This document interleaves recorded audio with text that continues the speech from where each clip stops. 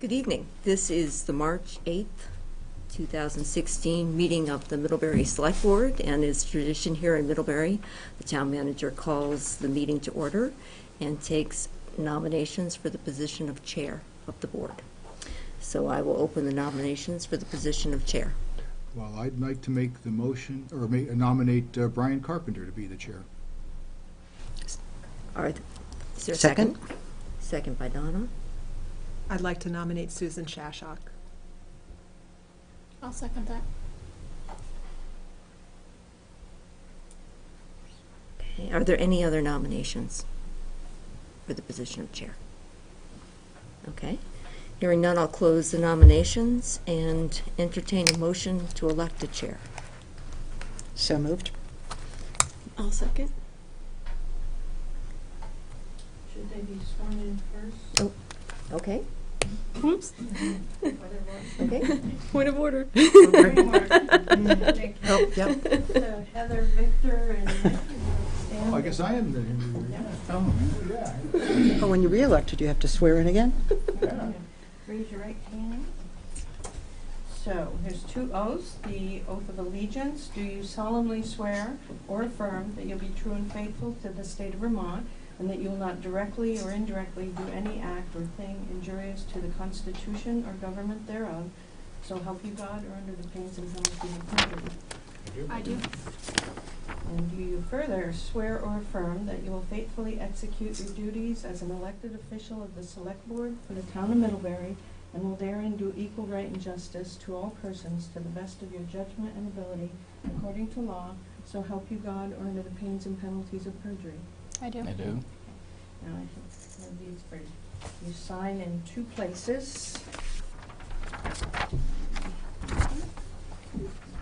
Right.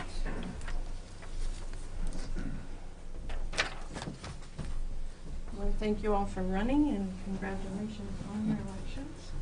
Thank you. Thank you. Appreciate it. All official. You are official. Congratulations. Thank you. Thanks again. Tell me you're flawed. Now you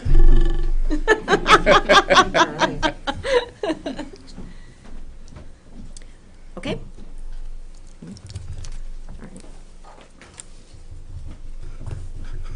We lost Brian dropped off. Oh no! Okay. He's thinking he missed it. Several frantic texts. He's- Anything that can go wrong will go wrong. Technology is a wonderful thing.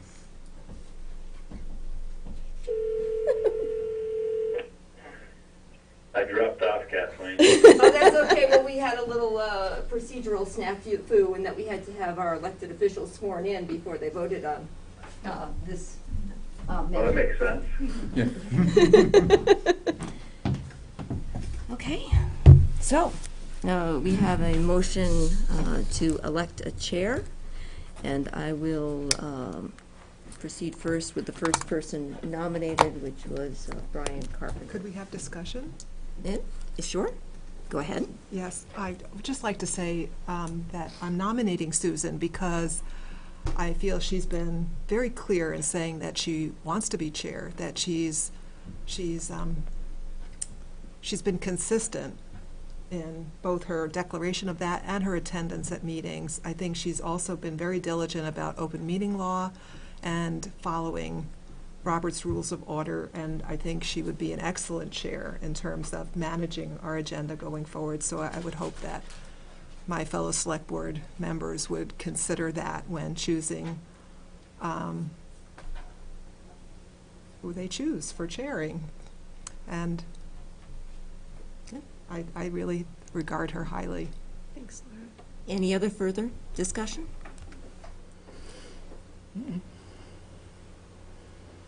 Okay. So I'm not jumping the gun again, but It's okay. moving ahead. Okay, so I'll just rotate around, starting with Victor. Do you support the nomination of Brian Carpenter? Susan. Brian Carpenter. Brian? Susan? Susan. And Brian? Brian, Yes, Kathleen. you're leaving us hanging as to your vote as to whether you support Brian Carpenter or Susan Shashak. Am I the swing vote here? Is that what it means? That is it, Brian. Okay, I guess I'd have to vote for myself then. Okay, so we are 4 in favor of Brian Carpenter and 3 for Susan. So you have elected a chair, and as such, I will turn it over to the chair for the election of a vice chair. Brian, would you like me to help you with that? For the vice chair, please. I would like to nominate Nick Artem for vice chair of the select board. Second. So that was a motion by Donna Donahue and second by Victor Nuovo. I would like to nominate, Okay. Is there any other yes, nominations? I would like to nominate Susan Shashak for vice chair. And I would like to nominate Laura Sermley for vice chair. I'll second those. Okay, so we have 2 more nominations, both seconded by Heather Seeley. Okay. Are there any other nominations? No, but I feel left out. Hearing none, then I would close the nominations. Are there any comments in reference to the nominations? Yes, this is Laura. So I'd like to say that I respect the continuity of Nick, in being a vice chair, and I feel that he also, does a really good job running meetings and carrying the business of the town. And I also think it's important to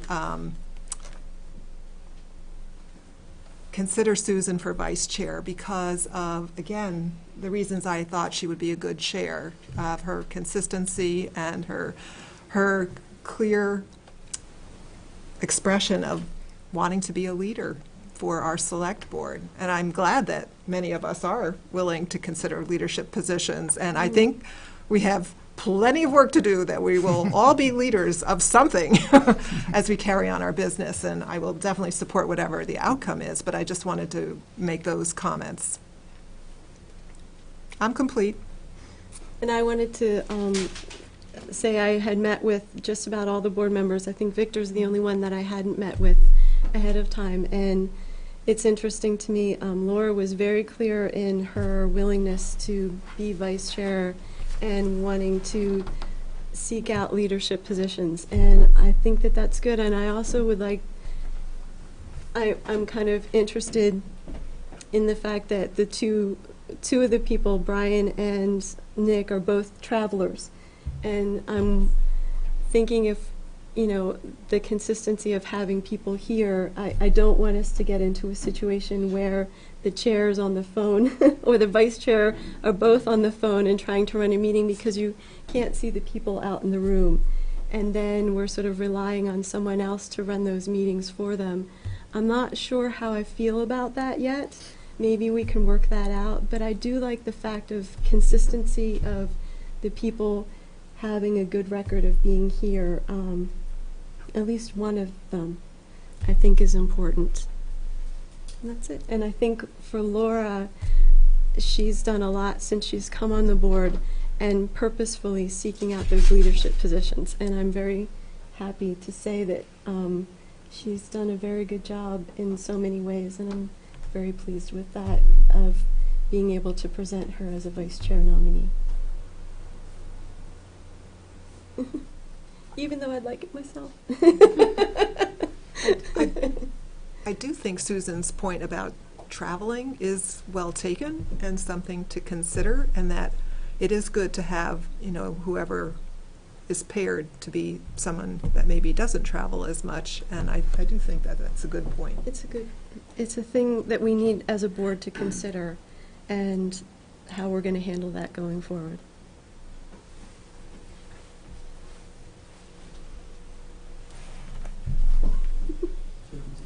Is he still there? So do I hear any other comments? I've heard comments in supported Laura and comments in support of Susan.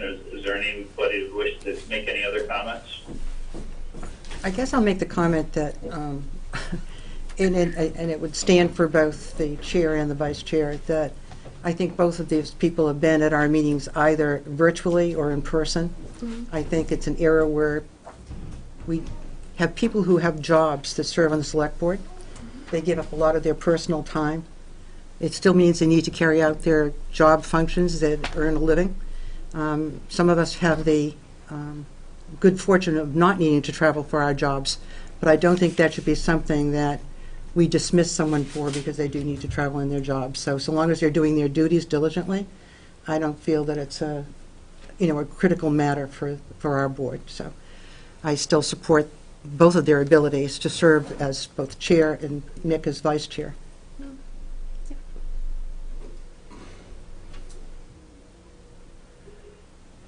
Okay, so I guess, are we ready to go to a vote? Mm-hmm. Yes. Kathleen, if you could help me by going I'll around the room. go around the room. Victor, I vote for Nick Ardham. Heather, Susan Shashak. Donna, Nick Ardham. Nick, Myself. Laura, Susan? Susan, Susan. Brian.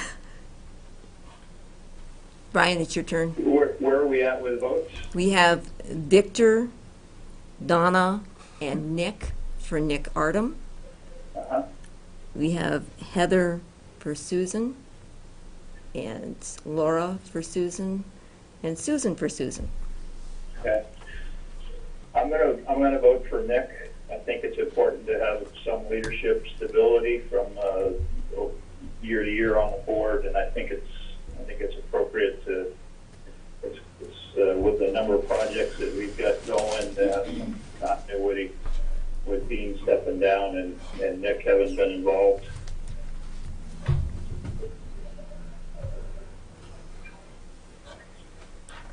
So with that said, I guess Nick, as the vice chair, you could chair the meeting for me since you're sitting there. Well, I can do that, and thank you for the support. And it didn't take you very long to make an executive decision, did it, Mr. Chair? So yes, I will be glad to take over at this point for the meeting while we are here.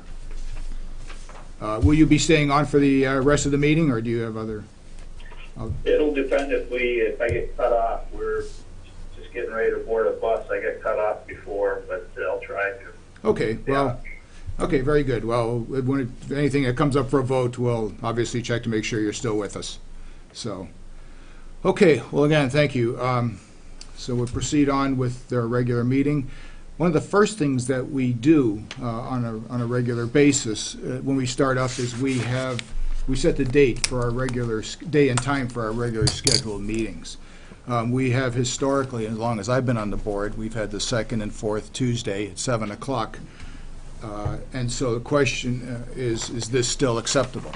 Or is there a preferred time that would work better for others? This works.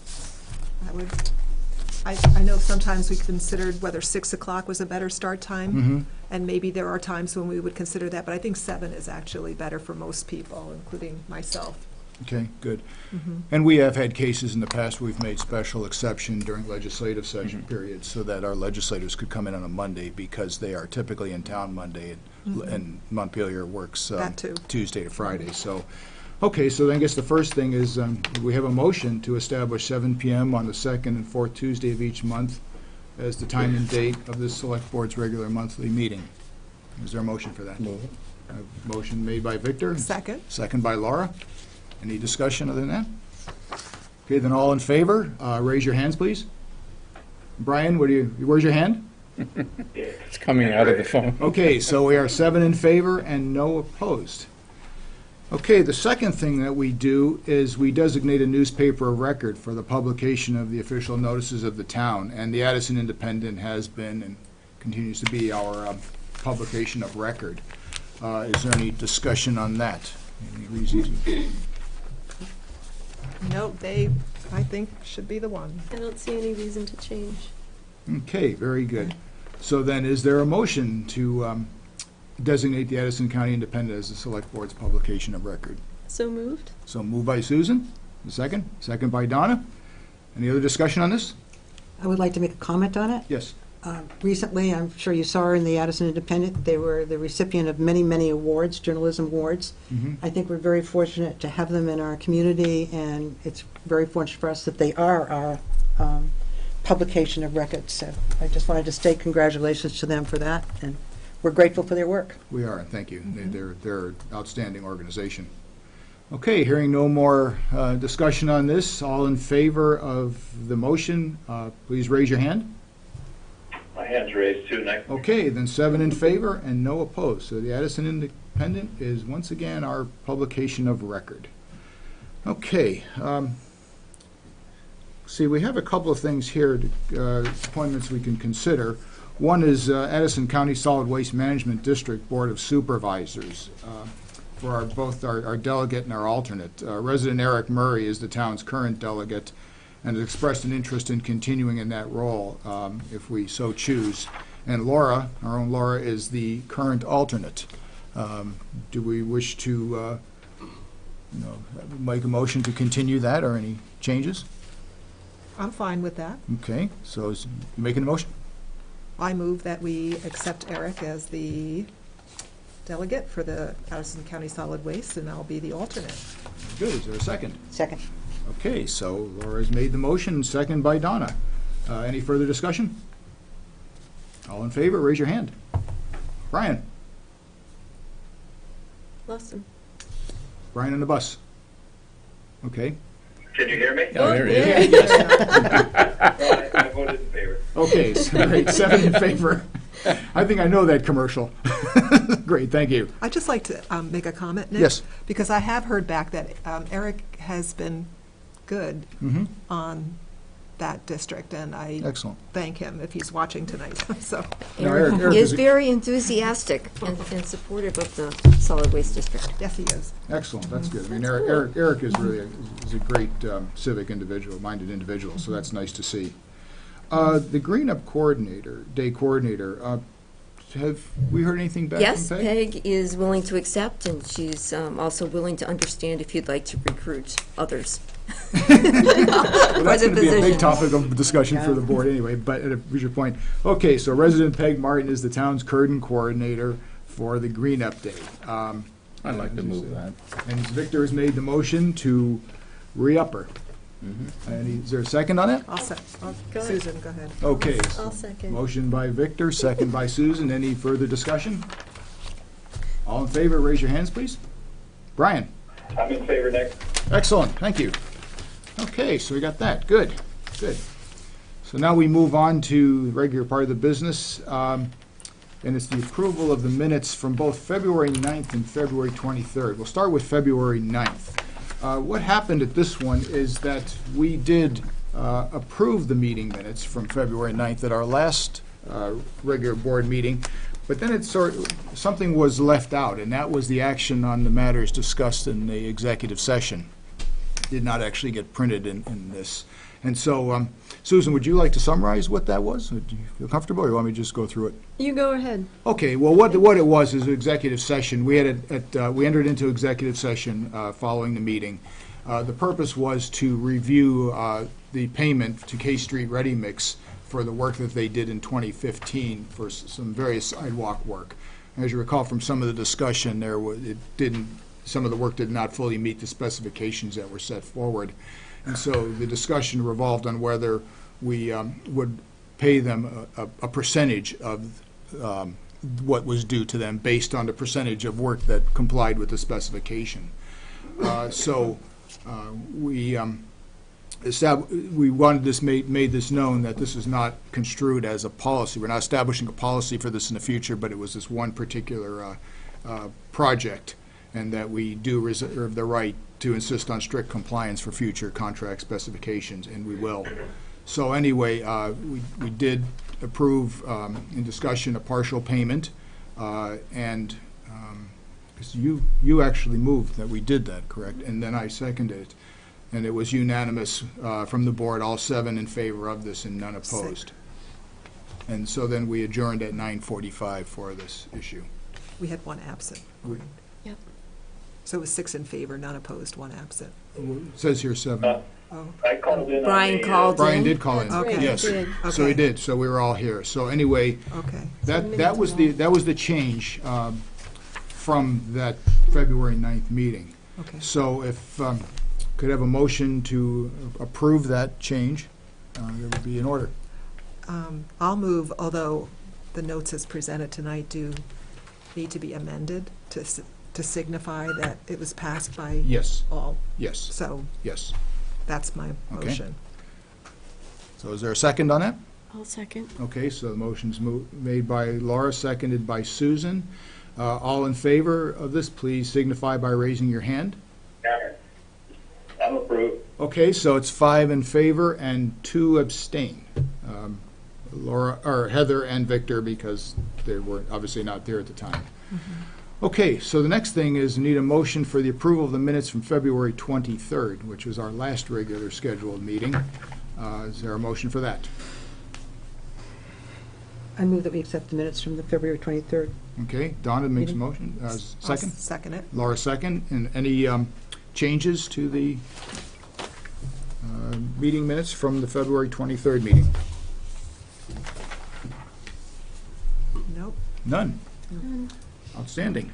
Okay, so then, all in favor of the approval of the meeting minutes from February 23rd, please raise your hand. I'm Brian? in favor. Okay, so 5 in favor, and once again, 2 abstentions from our 2 new members. Great, thank you. Okay, approval of the agenda. Kathleen, do we have any executive session needs today? No. No. Is there any changes any member wants to make? Nope. Okay, then again, the motion for the approval of the agenda as written is I'll move it. Laura, second? Anybody? Second. Victor, second. Okay, all in favor of the agenda as written, please signify by raising your hands. Brian? I'm in favor. Excellent, so 7 in favor. Okay. Well, now we'll get into the regular meeting, and first of all, I want to welcome our new member, Heather Seeley, and glad to have you on board. And Victor, seems like you were just on a long sabbatical. It's good to see you back again. Not that long. Well, welcome back, and again, from my perspective, thank you for those who voted, for all of us, and we look forward to some very productive sessions. And also just want to once more thank Dean George. It was strange this evening, because I realize it's the first time in probably 6.5 years that we didn't do the usual. We send each other a message and say, are you driving tonight or am I? And I had to send over to him anyway and said, are you driving or am I? And he said I was. So anyway, it was good. And of course, thank Gary. Gary's was a wonderful part of our board. And is there anything you want to add? No, I mean, I'm sorry that I won and Gary lost. I would have preferred it the other way around because he's the better man, and I think I just like to express appreciation for the good service he has done and continues to do for this town. And Gary has indicated, and we'll obviously be getting into the point of setting up our committee work through time, but Gary has indicated he would be very willing to continue to be a part of it, which is going to be very helpful for us because, as we all know, our committee work is pretty full. And we have pretty full schedules besides, as Donna mentioned, in addition to our, we all have jobs we do in addition to the select board, so anything we can do with citizen assistance is going to be extremely welcome. I called him the day after the election and asked him if he was interested in continuing on Public Works, and he said that he is. And I said that I would try and do what I can to support him in the process, that I would welcome him, and he's a valuable member of Public Works. So if we can keep that in consideration as we're going through committee work, I'd appreciate that. Well, very good, very good. And I asked the same thing with public safety, and he indicated for exactly all the reasons you just stated, so. And I asked for the policy committee. We're halfway through that policy book, and I don't want to let him go till we're done. So we'll find a place. Right. So it was great. Well, thank you. Okay. What about Dean? No. Well, actually, Dean has indicated he would like to stay on with the local project management team, which Okay. would be Mhm. really very valuable Yeah. for a number of reasons. One, he's had continuity, but two, Dean knows the players in Montpelier really well. You know, he knows the transportation secretary and the assistant deputy secretary. That's great. And so, yeah, and Dean is, you know, still from the days when he was in the legislature, he still has his knowledge of the Hill and the connection. So Dean is an incredibly valuable resource, and he said he would like to stay on board, so that would be Good. very valuable to us as well as we move forward with what is going to be arguably our most complex project and biggest headache this town's seen in a long time, in a couple of years. So that's great. Okay, citizen comments. This is the chance for citizens to raise issues that are not part of the regular agenda. So are there any of those tonight? Oh, okay, perfect. Liquor license. What we do here is the regular licenses for the sale of alcoholic beverages, tobacco, and outside consumption entertainment permits for establishments that sell alcohol generally run from May 1st to April 30th each year, and occasionally there's changes that require the board's attention from time to time, but the bulk of these approvals come in March. And so this board, acting as the Board of Local Control Commissioners, approves the licenses and permits, and then once the applications are approved, the town clerk signs and forwards them to the State Department of Liquor Control for issuance. So Ann has prepared the list of applications received to date, and Ann, if you could give us a little summary. So actually, I would like to request you have a list in front of you of all the applications I had in, and if they have an entertainment permit, and if they have outside consumption, so it's kind of a blanket approval of all those different factors. If you are willing, I would like to add the Otter Creek Brewing first and second class licenses, as those have come in. And I'm asking tonight that if you would approve these license applications pending inspection by the police and fire chiefs, as they have not completed those. Okay. Any discussion to Ann's request? No, so you said there were a couple still pending in your... Otter Creek Brewing first and second class were not in by the time I prepared the packet for you. And then the only other one that I'm waiting for is the Middlebury Natural Food Co-op. I don't have an application from them, so that will have to come to your next meeting. Is Vermont Hard Cider on here? Vermont Hard Cider. I didn't see them, and I I wondered... don't think it would become. This is first and second class, so we don't do for the production, But I thought they anything had like that. They have a tasting room? They have a tasting room. They do have a tasting They room. do. Are they one of the entities that come to us every month with a series of tastings? I think because they're a manufacturer, distributor, they do special event permits. Okay. Oh, okay, There's Okay. nothing under Vermont Hard Cider okay, as a first or second. Okay. okay, And I don't think they sell full pours. okay. Okay. So then, what you're requesting, Ann, is a motion to approve the applications for the 2016 liquor license outside consumption entertainment permits as presented. So is there a motion for that? Well, she also wanted With the to, additions. she wanted Well, the yes, With the addition. with the addition of Otter Creek Brewing first and second class, that's correct. pending And the inspection, inspection by public police safety, and fire chiefs. yes.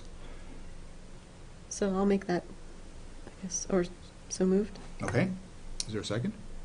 Second. Okay, so motion is moved by Susan, seconded by Victor. All in favor of this, please signify by raising your hands. Brian? I'm in favor. Okay, we're unanimous once again, 7 in favor. Thank you. All right. Thank you, Ann. you.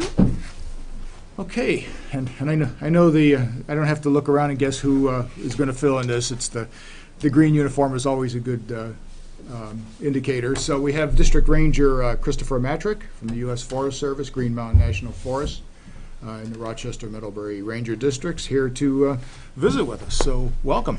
Thank you. Yes, I have the pickle suit on.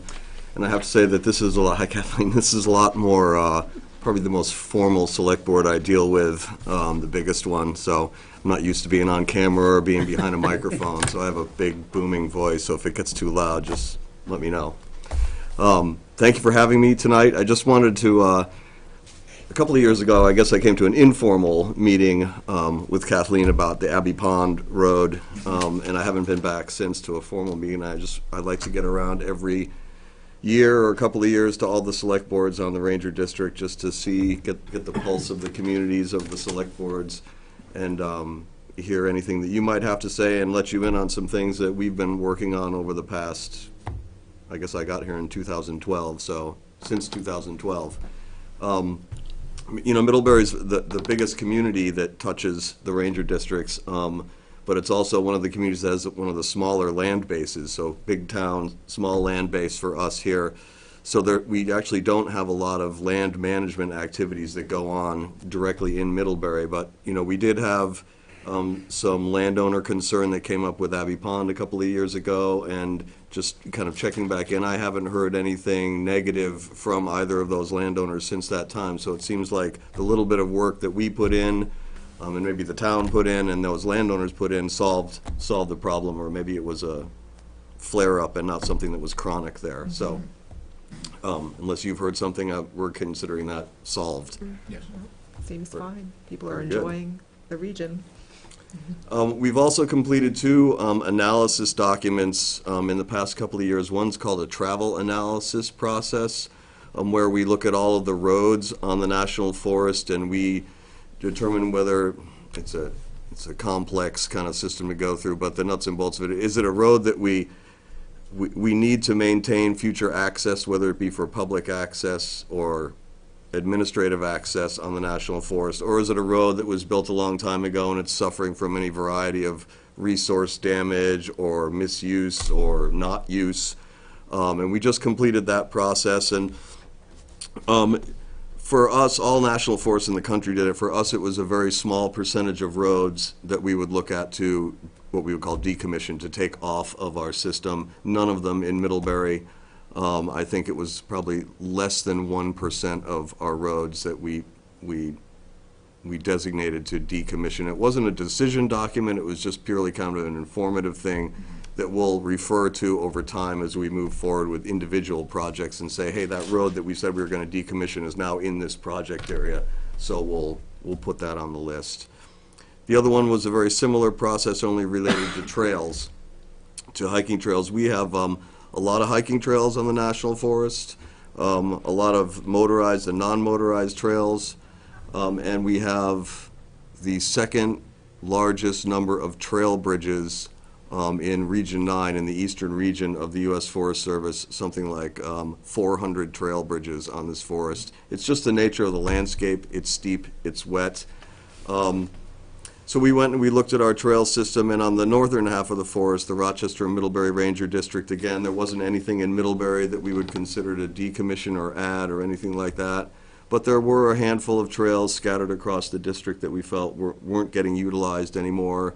A good example is over in Rochester. There's a Rochester High School trail that was constructed back in the 1950s for the cross-country team to utilize, and you can still see the kind of line of it across the hillside as you drive up Route 100, but you would never be able to find the trail on the ground if you were wandering around in the woods. So trails like that, they've just fallen into lack of use.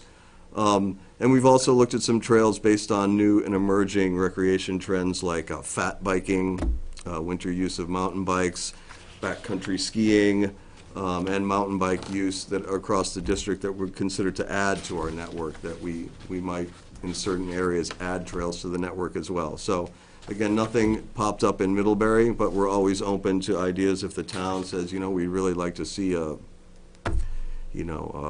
mountain bike network in Middlebury on National Forest land, please always, approach us on that. Don't be shy about reaching out and contacting us.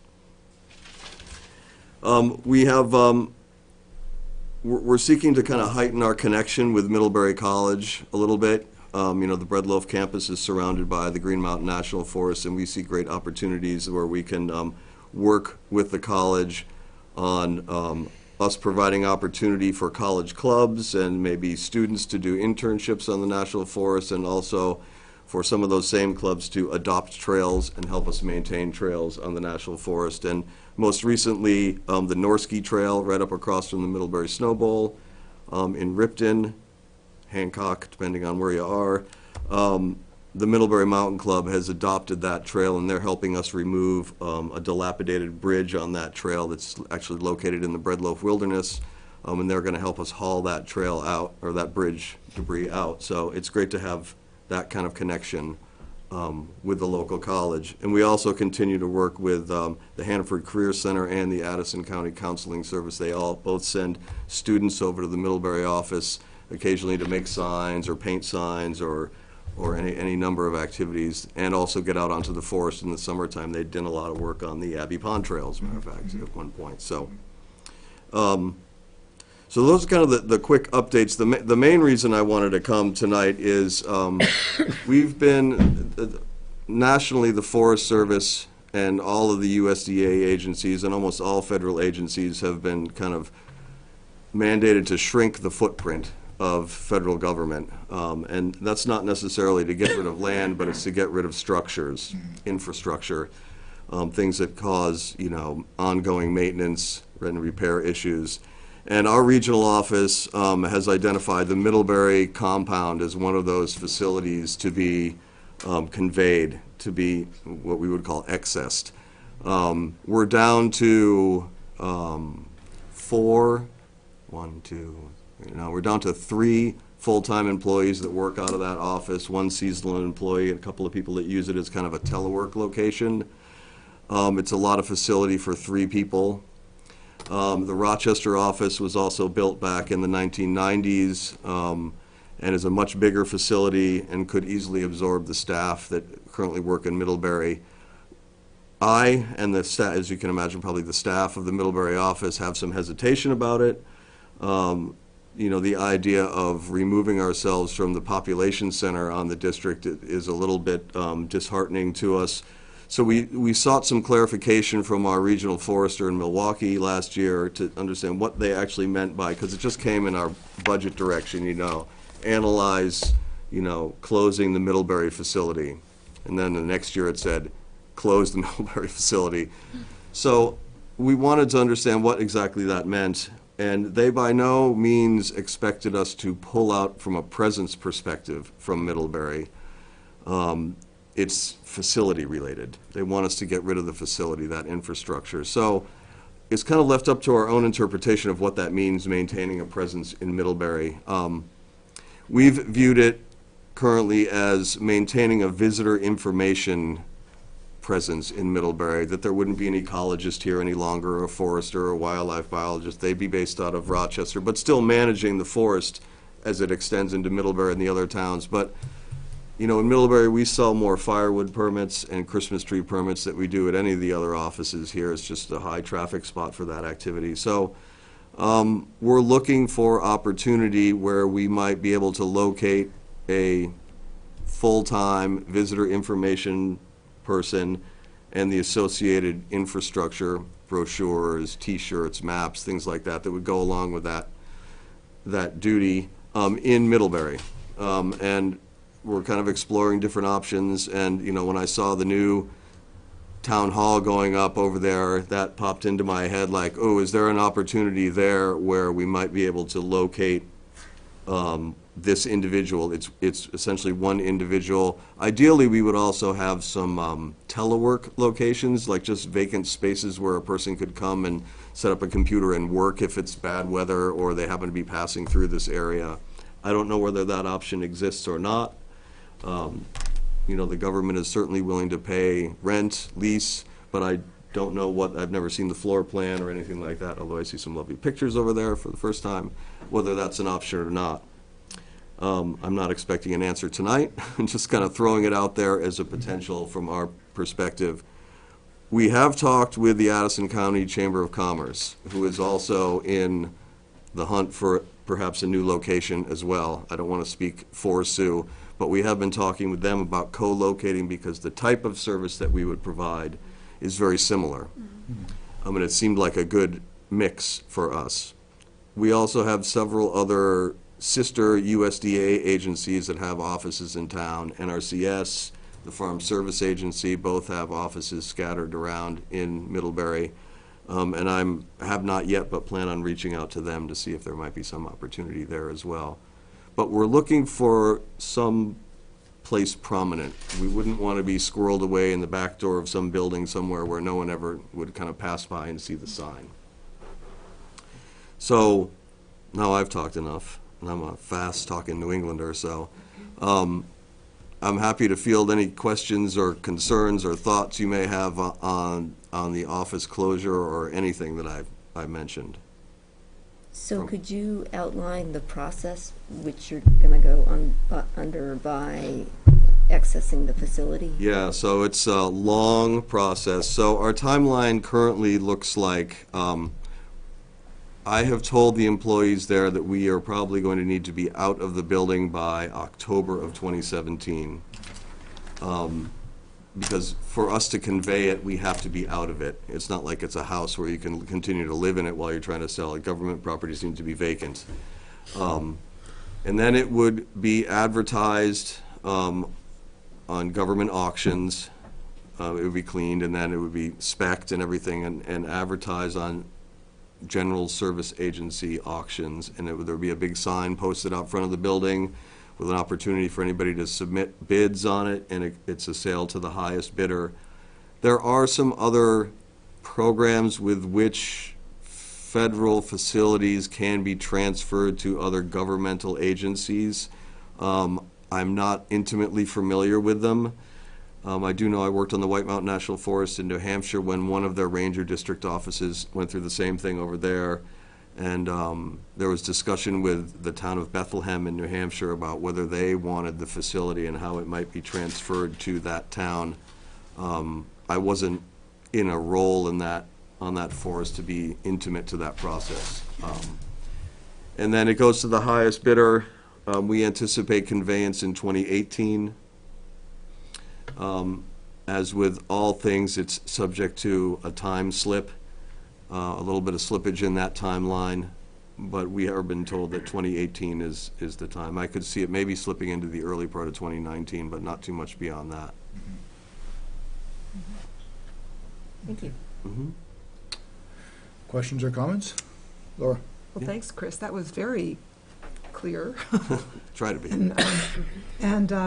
Yeah, I hope that we can find an alternate presence that's visible for you. I was wondering about Vermont Field Sports and whether you'd consider them. I don't know if it needs to be a government agency that you would be, or something like the Chamber, which also would be good.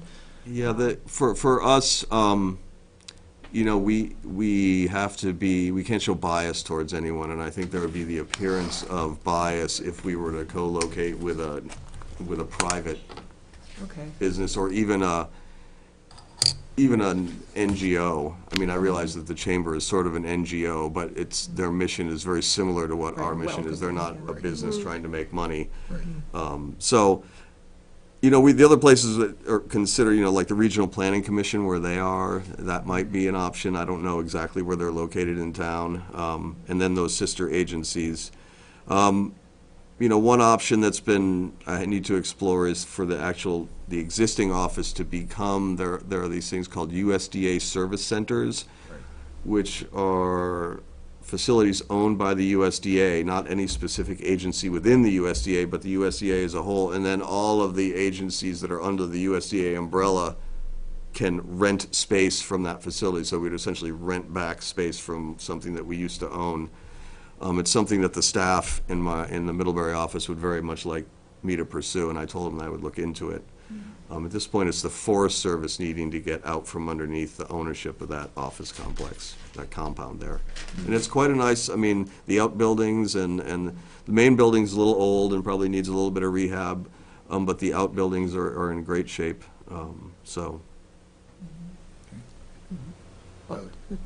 Just back to your point about the new town offices, they are very compact in terms of taking up anybody. But it is our intention, you know, to have some kind of welcoming material and Mhm. presence, and we imagined some kind of kiosk or touch screen or display racks, right, Anne, would you say, in the lobby area? Yeah. I think we're trying to figure out We're- brochure places at this point. But we'll keep you posted. Other comments, questions? No, my only comment is it's a nice fit with the Addison County Chamber of Commerce in many ways, since they act as our visitor center. Yeah. And I mean, you know, I think they've had a problem trying to staff. You could complement each other's staffing in terms of having someone on hand. So it would be certainly a consideration. I don't know what Sue's thinking either, but Yeah, I met with Sue, I've Worth met with talking Sue twice about. now. Yep. And we both agree it's a very good fit. yeah, it is. I think we're both a little locationally challenged right now. Right. You know, wanting it to be someplace somewhat prominent in town. Right. Okay. And we haven't quite landed on that just yet. I guess we can all think about it. Other questions? Well, I'd say from my perspective, I'm a huge fan of the Forest Service and what you do. And I understand what you're going through. I happen to work extensively with one of the other agencies. It's somewhat similar mission as with the Park Service. And so I see the same thing going on with them. But what the Forest Service does and the Green Mountain National Forest does for recreational opportunities is, well, it's an economic boom, or an economic engine for us, and it's really critical. Does the, what I'm kind of hearing is the location you're at, the location on Route 7 actually works pretty well for your ability to, do the mission from this side of the mountains. Is that true? It is true to a degree. I mean, I think it's a good location for natural resource management. It's a good location for staff to come to because they're close to town. They want to go out shopping or out to lunch or something like that. From a visibility perspective, I think someone new to the area might fly right by there and not even know that there's the Green Mountain National Forest office right there because it's tucked up on the hill. So from that perspective, from a visibility perspective, I don't think it's a perfect location, but it's just been there forever. It's been there for such a long time. I think we could do better as far as the visibility goes, but I think the heartbreaking thing for a lot of the people who work there and who have worked there in the past is that it feels very much like home. Yes. It's very traditional Forest Service kind of structure. That's a design that was used for many, many years. So to move into some place that's a little more, I'll just call it sterile, and not, maybe doesn't have real wood paneling on the walls and real wood furniture, it's hard change is hard, we all know that, right? Right. So I think that's one of the things that we're looking for. But I think visibility is key for us to be able to get the sign out front and be in a high-traffic area. I think we could do more business than we do if we, and by business, I mean the government's business, not like we're yes. making a profit. Do you know if, and you mentioned the USDA service centers, in the case of that, could somebody else rent space in there? I'm thinking the Chamber of Commerce. Could they, as an NGO, be a participant in these? Do you know if that model's been done? I don't know for sure, but I think it probably could be done. I think you could have, if you had an NGO, they could probably rent some space Okay. in that facility. I mean, the first choice would probably go to any governmental, agencies that would need space, and then if there was extra space, I could see that being available to NGOs. Well, it sounds like, I think we're in agreement. We want to keep you here. And we want to stay here also, so And it's so, just a matter of the facility. So it's a matter of us collectively looking at our resources and figuring out how we can do something favorable. Yeah. And keep in close contact. We appreciate you coming. Certainly. Yeah, absolutely. And if you think of something, definitely, don't hesitate to call the Middlebury office. They can put you in touch with me. I don't have any cards with me, so. Well, and Kathleen has Kathleen knows how to get contact ahold of me. information, and certainly she's our point of contact to get into the whole town network. But this is something that's going to be on our radar screen, and we'll do what we can to make it work. Great. I feel very confident we will. Thank you. And thank you for your time, Chris. Pleasure. Kathleen, I think I skipped maybe two things in when you asked me about process. One is that we will have to do a National Environmental Policy Act process, like a public involvement process, before, I kind of gave you the nuts and bolts of the actual sale as opposed to the analysis leading up to the sale. And then we'll have to do a civil rights analysis, what we call a CRIA, civil rights impact analysis. That will go pretty quick. This isn't really impacting anyone's civil rights, whether the office is here or not. But it's a step in the process. But there will be a public involvement process, and we'll probably have a public meeting as part of that process here in Middlebury to get comments not just from the select board, but from the citizens of the local area as well, so. Excellent. We can help you with that. Great. We will. Well, thank you for your time tonight. Thank you much, Chris. Is it always this warm in here? If you go in my office, it's I walked in the door, I was like, oh, it's warm in here. This building has two temperatures, really hot and really cold. And it's- Thank you. Thank you much. Well, that was really nice to have him come by. So it was good. Okay, the next thing we have, and Dan Werner was going to be here for this, but was unfortunately unable to make it tonight. But it's the award contract for the Weybridge Street Sanitary Sewer Replacement Project. Kathleen, would you want to summarize? Sure. So you have Dan's memo in your packet. This project will involve replacement of 475 feet of sanitary sewer within the paved area of Weybridge Street that includes sections of broken and/or missing pipe. In his memo, Dan notes that this damaged area of pipe is contributing a significant amount of infiltration into the pump station number 9 collection system.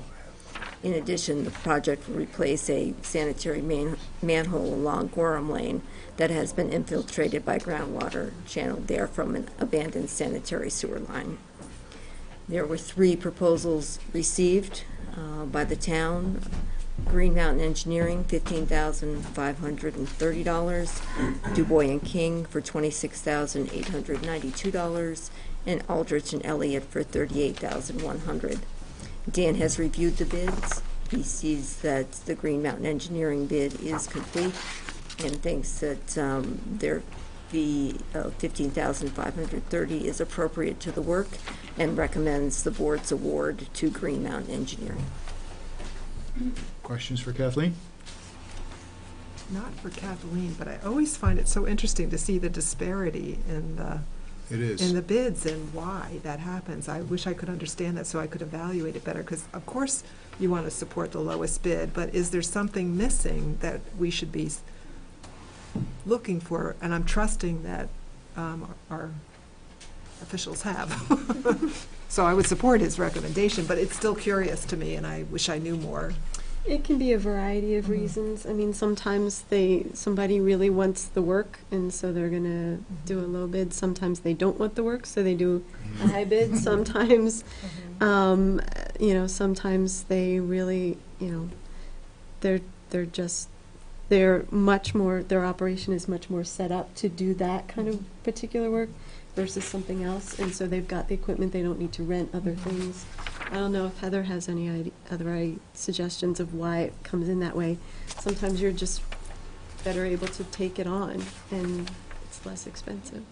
I think and this is engineering too, which is a little different than the actual Right. construction, but I think it's pretty typical in the construction industry to see a pretty wide range of prices. And I think some of the things Susan said first are, somebody wants the work and has room in their schedule, and somebody doesn't, so they put a higher number on there. Okay. So I move that we accept the bid from Green Mountain, unless there's further discussion. Is there any other discussion?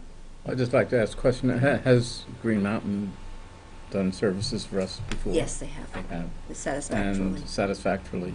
Yeah, Dan mentioned that in his memo, I think, didn't he? Mm-hmm. Yeah, they've done a number of projects for us, and Mhm. I think we've always been satisfied with the work. Mhm. Okay. But it's a good point, especially with this kind of range. And I think the Yeah. points you bring out, Susan, are exactly right. These are Well, I mean, all the Dan says factors. it's complete, and the fact that they've worked for us before with satisfactory results, I think, is a good reason to support the lowest bid, and it is the lowest bid, which is, I think, customary way to go. So then we have motion by Laura to award the contract for engineering services to Green Mountain Engineering for the Weybridge Street Sanitary Sewer Project for a total cost of $15,530. Is there a second on that? Second. Second by Donna. All in favor, signify by raising your hands. Brian? Nick, I'm in support. Is there anybody who is not in support of that? Nobody was against it, Brian, so it's unanimous. Okay. Yeah, it's one of the things with the raising your hand, you don't necessarily catch if somebody has got a Concern. good against it. Very true, very true. Okay, well, thank you for that. So that motion is passed. This one here for the consent order for compliance for the town's National Pollutant Discharge Elimination System permit from the U.S. Environmental Protection Agency. Again, this was something that Dan was going to give us a summary on, but unable to. And Kathleen, would you again be willing to take care of this? So you have in your packet both the final version and a markup version of the proposed consent order with EPA. We were able to soften some of the language about the alleged violations of the town's sanitary sewer discharge, and to add that some of the data results are contingent on the weather. We may have a very dry spring and we may not be able to collect the data that we need to report on to the EPA. That said, we are comfortable with the deadlines of data collection by December 31st, 2016, and development of an overflow control plan for EPA approval, review and approval by December 31st, 2017. Happy to answer any questions you may have about this. Any questions on this particular issue? May we have dry springs, but I don't think so. Brian, do you have any questions or anything you want to comment on in this one? I lost some of that comment. The speaker didn't pick it up very well.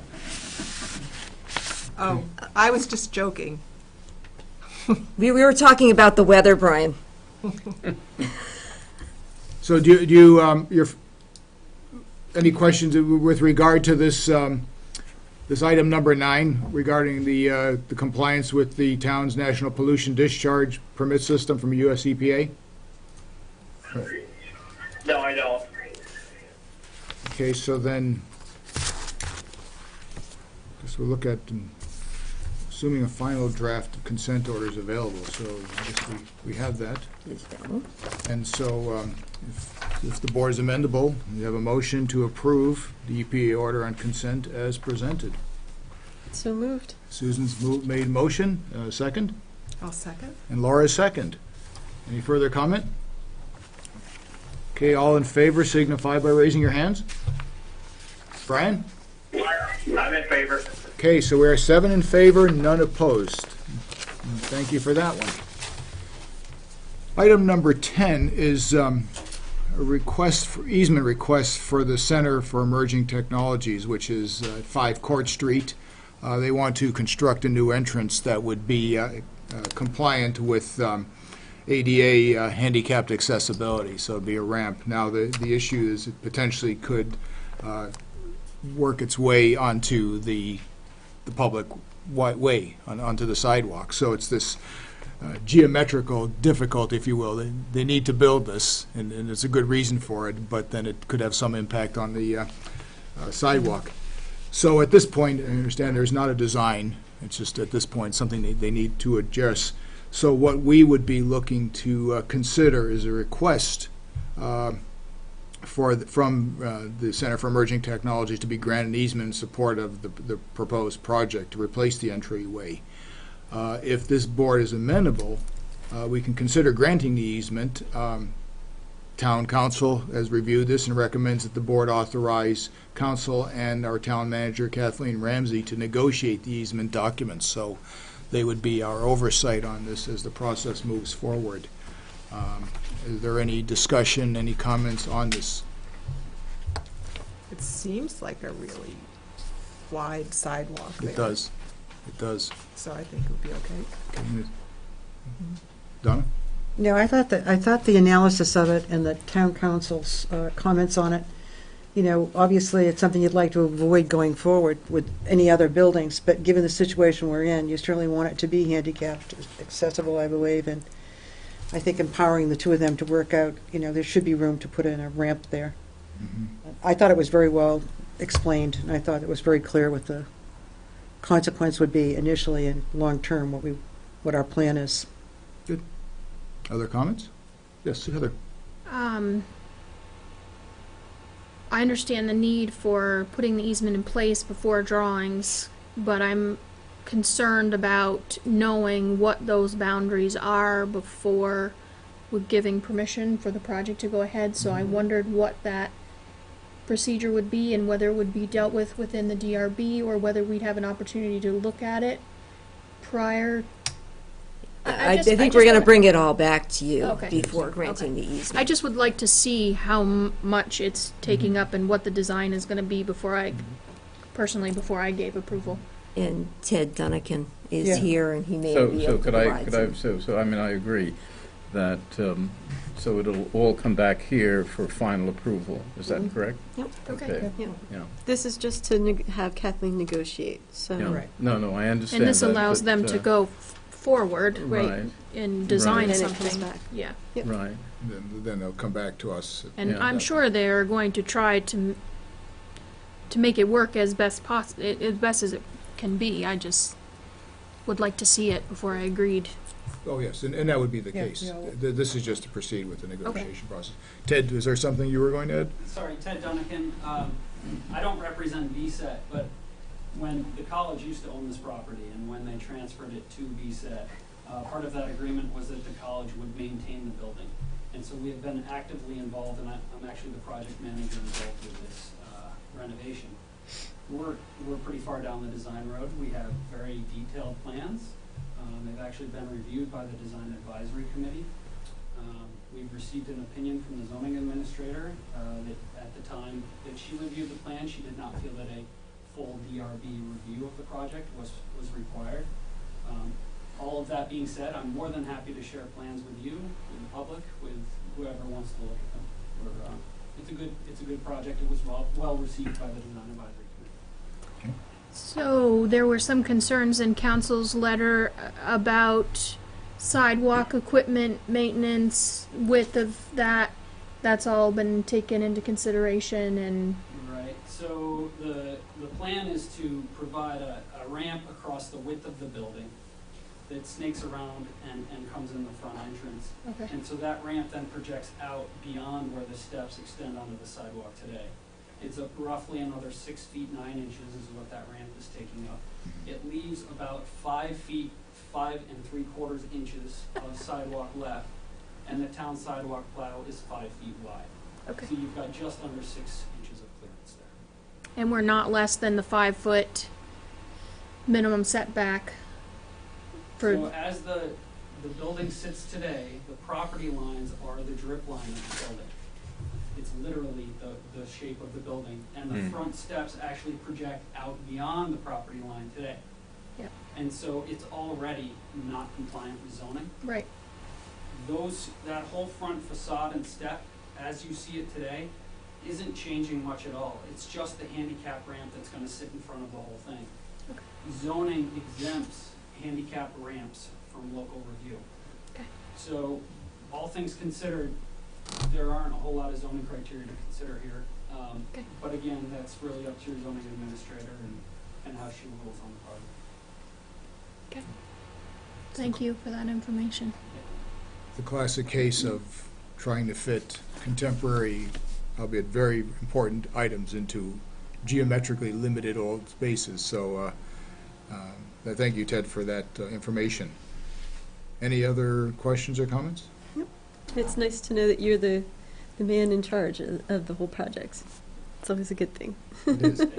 So is there a motion? I would like to make a motion to authorize council and Kathleen Ramsey to negotiate the easement documents with VCET that include appropriate conditions and safeguards to protect the town's interests as outlined in council's opinion. Very good. Is there a second? Second. Okay, Donna is second. Any further discussion? All in favor of the motion, please signify by raising your hand. Brian? Nick, I vote yes. Thank you, Brian. Okay, we are 7 in favor, none opposed. And thank you. Thank you, Ted. Thank you. Great. Okay, Town Office Recreation Facility update, quick one on that. We had a wonderful open house last Wednesday. Last Wednesday, hopefully, so I think I saw every one of you here. It was a great open house. Terry had quite a few good activities going. The place was just filled with excitement, and it was wonderful to see. So that was nice. Town office building I was just in there actually today. It's progressing incredibly well, very, very close. We have the certificate of occupancy. That has been issued, so it means we can actually start occupying the building. And in fact, Dan Heath and Ann were in discussion about possibly moving some of Ann's records because she seems to have the largest collection of things that have to move, so starting to occupy the lower level space. So it sounds like midweek you may be starting to actually move into that. I haven't gotten the final date. Okay, it's coming. So it's working out really nicely. The one thing that the memo that Kathleen has sent around, we made mention of it at the town meeting, but just once again reinforce, is town office functions will close on the 23rd of March. And to allow the move to the new structure, it's going to be understandably an inconvenience, but it's one that has to happen so that we can make the transition over and get everything up and running well. And then town office functions will resume in the new building on Monday, April 4th. So that is going to be, admittedly, again, a period of a little bit of inconvenience, but it's going to certainly be worth it when it's all done. So that's something just to keep in mind. Any residents that have town business to get done, be sure to get it done before that move window. So anyway, that's coming along, and then there is, again, the open house for that building. I think it was the 26th of April, and more information will be coming on that. 29th of April. 29th of April. What? I keep doing this all the time. So 29th of April, do that. So anyway, that's coming along. Some of the things that there are items in this building that there's been expressed interest in acquiring, and some of them, the town of Brandon has contacted Kathleen to request obtaining the basketball backboards that are in the gym. And so they have offered $300 for this purpose. So I thought that some had, and we can discuss this, is whether we just simply give it to them as a good gesture. And so I don't know if there's any discussion about that. Anything people want to talk about on this? Thoughts? Was there any clarification to only 2 being glass and whether they wanted all 6? I believe they want all 6. Okay, even though they're not, the other ones are not glass. So, I think it's a lovely gesture and we should do it. thank you. So do I hear a motion? Has anyone else expressed any interest in them? That's why I felt it was important to put it on the agenda for tonight, so that just to give people the heads up that you're They thinking will about come that. to remove them? Yeah. So they're going to provide all the labor, if they will? Yeah, Good. yeah. I've asked for a certificate of insurance Thank from you. them. Good, good. So, there a motion, Susan? Yeah, I mean, make a motion that we give the 6 basketball backboards to Neshabie School and Elder Valley Union High School. Is that the correct group? Mhm. Okay. Okay. Motion's been made by Susan. Is there a second? Second. Seconded by Victor. Any further questions, comments? All in favor, signify by raising your hand. Brian? Mine's a positive vote, Nick. Very good, thank you, Brian. We are 7 in favor, none opposed, and I agree, I'm glad they're going to go on for good use. Excellent. Okay. Our local project management team update. And our, Nick, could I just go over Yes. the proposed protocol for the reuse and sale of town oh, property? yes, please, Kathleen. Yes. A lot of people have asked about this. So I'll just read it briefly. All contents, fixtures, and equipment in the municipal building and gymnasium are the property of the town of Middlebury. We're proposing the following process. For March 30th and 31st, Middlebury town departments have a first claim on reusable items for town of Middlebury workspaces. All transfers to other departments must be authorized by the town manager and reported to the accounting services manager. On April 1st, once items are removed by other departments, we will inventory remaining items and invite representatives from Office Environments, W.B. Mason, Staples, and Tom Broughton auctioneers to come in and do a quick walkthrough to make us an offer on remaining contents if interested. On April 3rd, 9 a.m. to noon, doors will open for all to have an opportunity to purchase whatever is left over. Very good. And this information is posted on the town website? Mm-hmm. Okay, perfect. Any questions on that? So, well, just, on April 1st, then those officials would have a chance to purchase things before the public would have a chance to make any claims? These particular companies, we're hoping that we would get an offer from them for the lot. Okay. Very good. Good, thank you, Kathleen. Just a couple of other things. Yes. We have a note here that the college will be hosting an information session on plans for the park. After the municipal building is torn down, it will be at Twilight Hall on March 21st at 5:30 p.m. A landscape architect has been hired and 2 plans will be presented. Excellent. Also wanted to note that at the last building committee meeting, the building committee asked me to reach out to Kate Gridley to see if she would be interested in chairing the Arts Review Committee and Protocol Committee, and she is interested, and she suggested several other people that may join her. Okay. So we're working on that.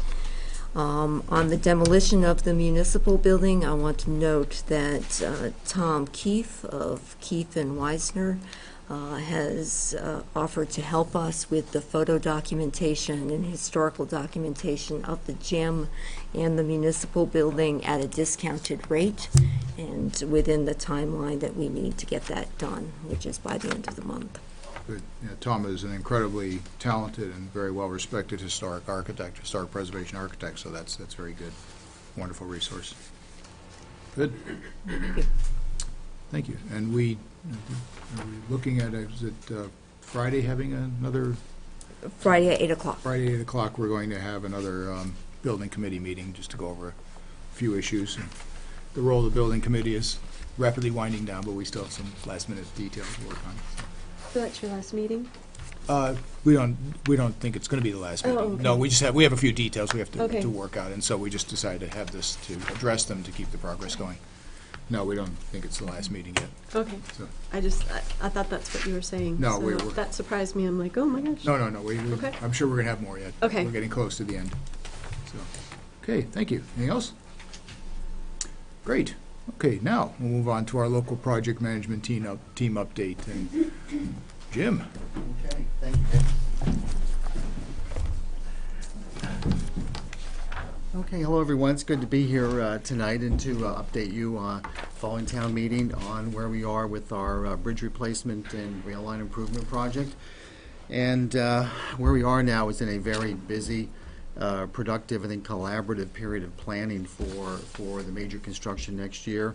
The settling of the vertical clearance issue, the town did agree to V-Trans's decision to set the clearance at the legislature approved 21 feet. That decision allowed work on the part of VHB, the engineering firm, to really move forward now. So we've very quickly, that decision has yielded as I said, a very productive and collaborative period of planning, one with some haste associated with it, at least momentum. associated with it because there are a number of things that need to be completed this fall in order for the major construction, the replacement of the downtown bridges, to take place as scheduled starting next April and to be completed in calendar year 2017.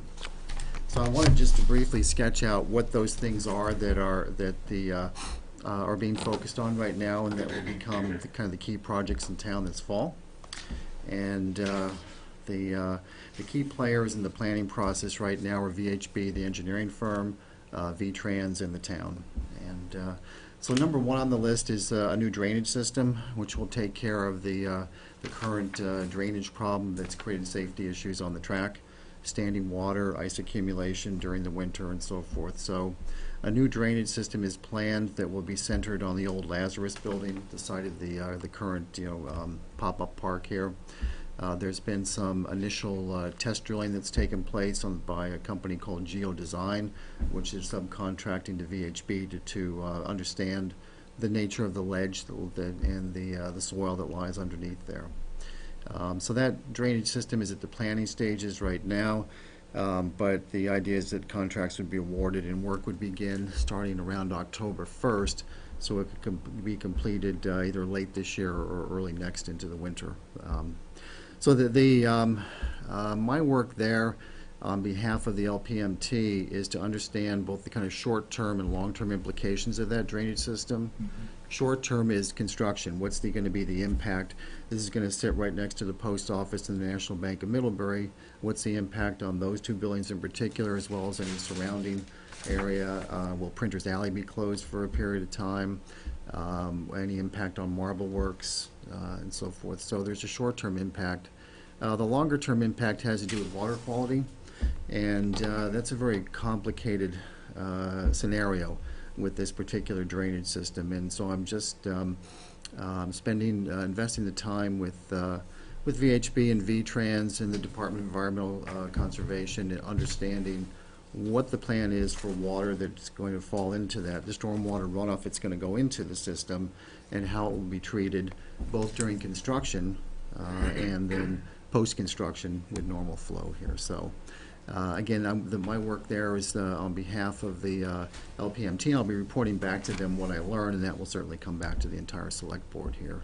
Water quality has been raised as a concern of the community, and it's my job to try to get the details together from the engineering and construction folks so that I can report out what we've learned there. That's the drainage system. Number two is an access road that will run from the south end of Water Street, approximately where the trestle bridge is now, down into the Battelle parking lot. Some of that work's already been completed with the trestle bridge work that's taking place now, but the purpose of that road, which will cross, my understanding is it will cross the track at the end of Water Street, run along the riverside and into the Battelle parking lot, so that Battelle residents, those who work in the building, delivery, as well as construction crew, can use that to get into the Battelle parking lot when the Merchants Row Bridge is down. So that's kind of a key access point there.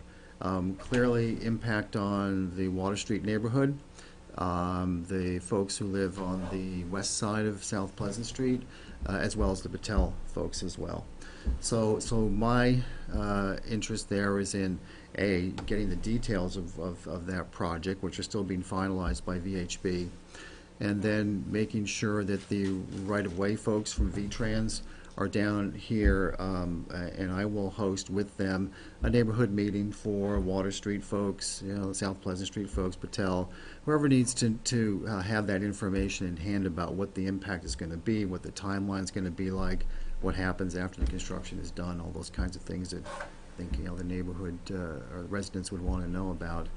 Because all this information I'll be sharing with the LPMT as well, and I think it will make sense for me to facilitate some of those right-of-way conversations to, in other words, to be there when V-Trans is negotiating easements and right-of-ways and so forth. So as a representative of the town, and so that I can help facilitate what's going on, understand what conversations are taking place. I think particularly with the Battelle block, that's going to be an important consideration.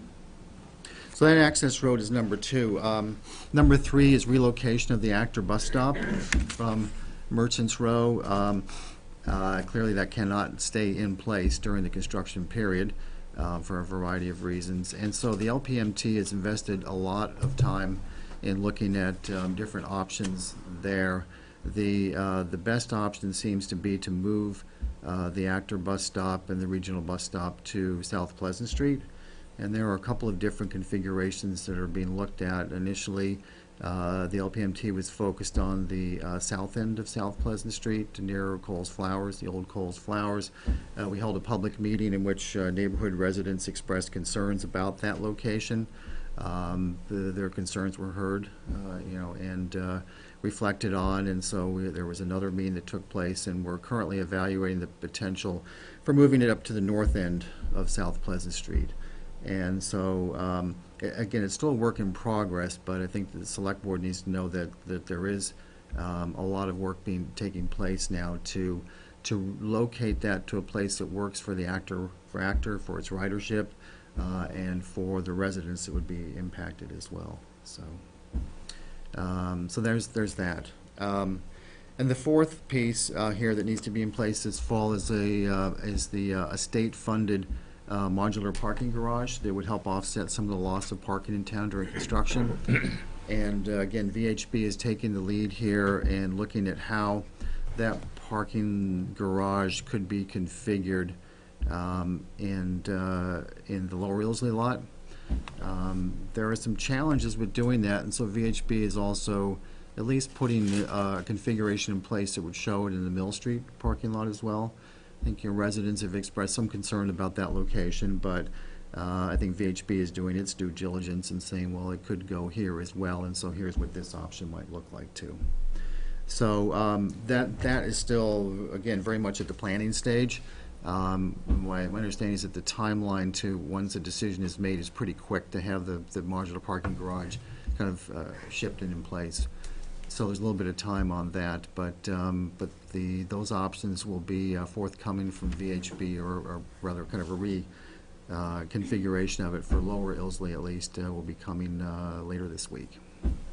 So drainage system, Water Street access road, Actor bus stop relocation, modular parking garage. These are all the kind of the things that have to be put in place this fall before the main job of the reconstruction of the two bridges and the beginning of the improvement of the rail line starting next April. That planning for that is taking place clearly at the same time, but right now we're focused on some of these near-term projects. Any questions about those? I want to finish by talking about the communication plan, but I've just shared a lot of information with you about what's in the mix right now. Are there any questions about those four projects? Laura? Could you speak to how temporary or permanent they are? I know some of them obviously are temporary, but it would be good for people to understand that. Sure. The modular parking garage is temporary. The state will only fund that for the duration of the construction project, so it disappears at the end of the project, which is currently estimated to be at the end of 2018. In terms of the Actor bus stop relocation, that's an interesting one. There's no decision has been made other than that this is a temporary relocation to if it went to South Pleasant Street. I know that the town has asked V-Trans to look into conveyance of state-owned land behind Beverage Discount. That could be a potential site for a future railroad station slash Actor station as well. That's potential. So I think it's fair to characterize the Actor relocation as temporary as well. Water Street access road, assume that's a temporary, and that would be kind of pulled up at the end of the project. Drainage system will be here for our lifetime. So is that? That answers it well. What should we see when we see a drainage system? Does it look, what would it look like? What will it look like?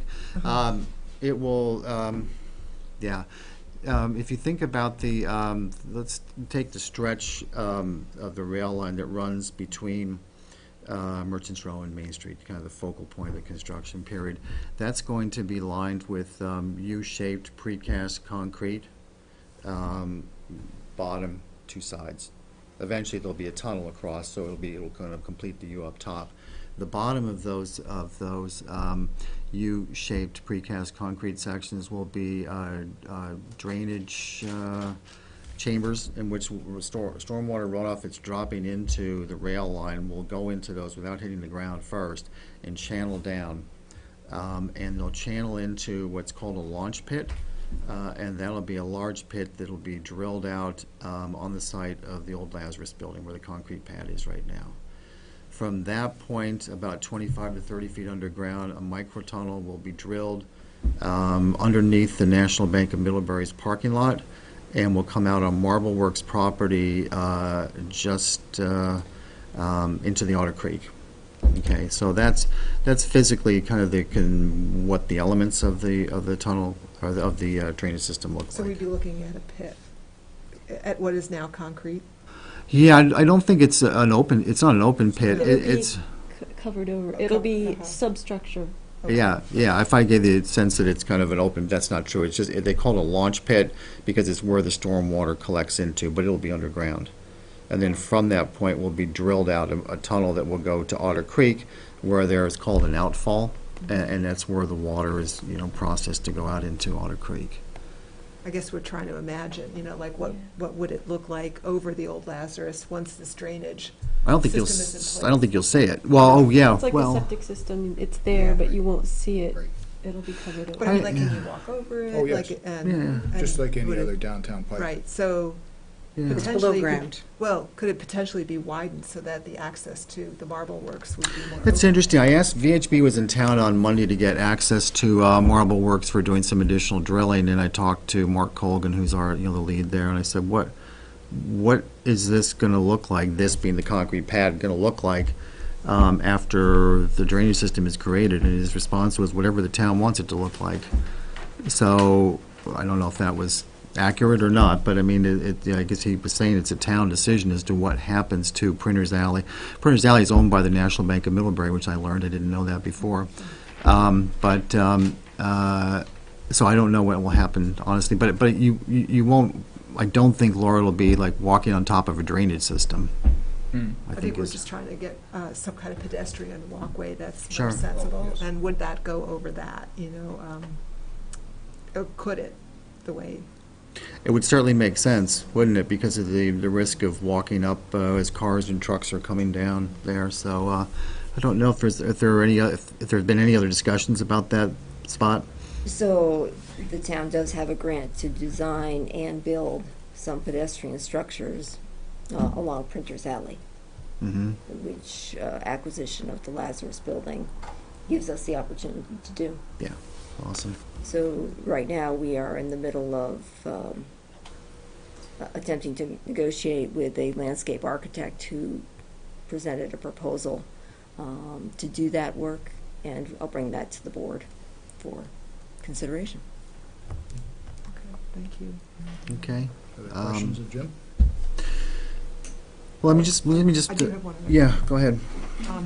Modular parking, I understand it's to provide additional parking. I understood originally that it was going to be parking for the workers so that they would have a place to park, but it's not necessarily that, right? No, it's for town. That's my understanding of it. Nick, you said? No, that's the understanding is for the town, and one of the things we're in discussion with is coming up with a way to shuttle the workers so they can park away from the town center. Yeah. We don't really want to add more cars from that if we can avoid it, because we're already going to be losing some spaces potentially, so. Yeah. No, this is strictly for Okay. our use. Yeah. The merchants are pleased with that, if I talked. The last thing I want to mention is communication plan. Clearly, part of, maybe the central part of my job is learning and communicating to the community. And so I'm ready to now launch a website, town website, middleburybridges.org. This will be launched in the next week or two. I'd like to preview it for the LPMT first.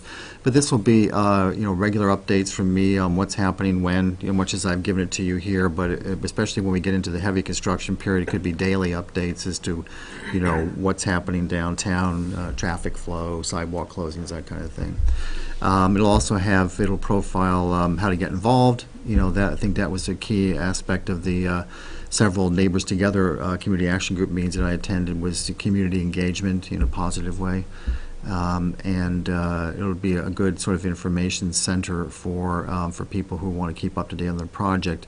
I'll be doing Front Porch Forum postings that kind of direct back to the website, since a lot of us read Front Porch Forum, and we don't want the long narrative. We want the snippet here that kind of lets us know what's happening there. I had a great meeting with Angelo earlier today, and I'll be working with John and Angelo to develop a regular column in the newspaper that will provide answers to frequently asked questions, observations on the project, and obviously detailed information on what's happening when, to help guide our community through the project. Open to any and all ideas about communication once this gets up and running. I feel that that's kind of one of my key jobs, is to keep everybody informed about what's happening, do the best job I can to understand from our partners who are working on this project the details that I can communicate back to the community too. It's great. I mean, I got good feedback from people at town meeting that heard your presentation, and I think they appreciated the handout. And I know that that is available right now on our website. Yep. And that, people are aware of the upcoming dedicated Middlebury Bridges website, which is great. Yeah, I'm looking forward to launching that and getting feedback. So, good. Well, thank you for your tonight. Have anything new? Anything else? Question? I likewise received really, really good feedback, and so I feel very confident in where you're going. And also want to say one thing, as a member of the project management team, it's been great having Jim, because he's helping us understand just some of the details. I mean, it's more than just communications, but for example, the explanation of how the drainage system was, and then he's there with the engineers, he's there with V-Trans, so that's been incredibly helpful. One question, Jim, is with this access road that's going to come off of Water Street. I mean, there are, obviously, the railroad is used to dealing with these type of situations when they need to just make sure that it's safe for vehicle pedestrian when a train's coming. So are they planning on just flagging the stop? I'm assuming they're not going to actually be... That's high on my list of questions for them, Nick, because you're going to have a grade crossing at the bottom of Water Street. That's exactly right. And you're going to have trains going through between midnight and 4 a.m. during the construction period. So how are we going to safeguard a Battelle resident who's going down that access road at midnight? And so I don't want to alarm anyone. I'm sure a thought has been given to this, but I don't know what the answer is. And so that's a key point for me to find out and to share with the Select Board, LPMT, and clearly with the people who will be using that access road too.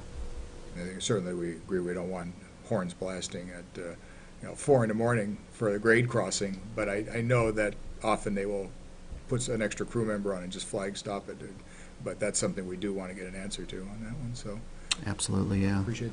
Now we have another meeting. Is it next week we're looking at with the LPMT? Has that been finalized? It hasn't been finalized. I'll send out a Google poll. Okay. Okay. Very good. Yeah.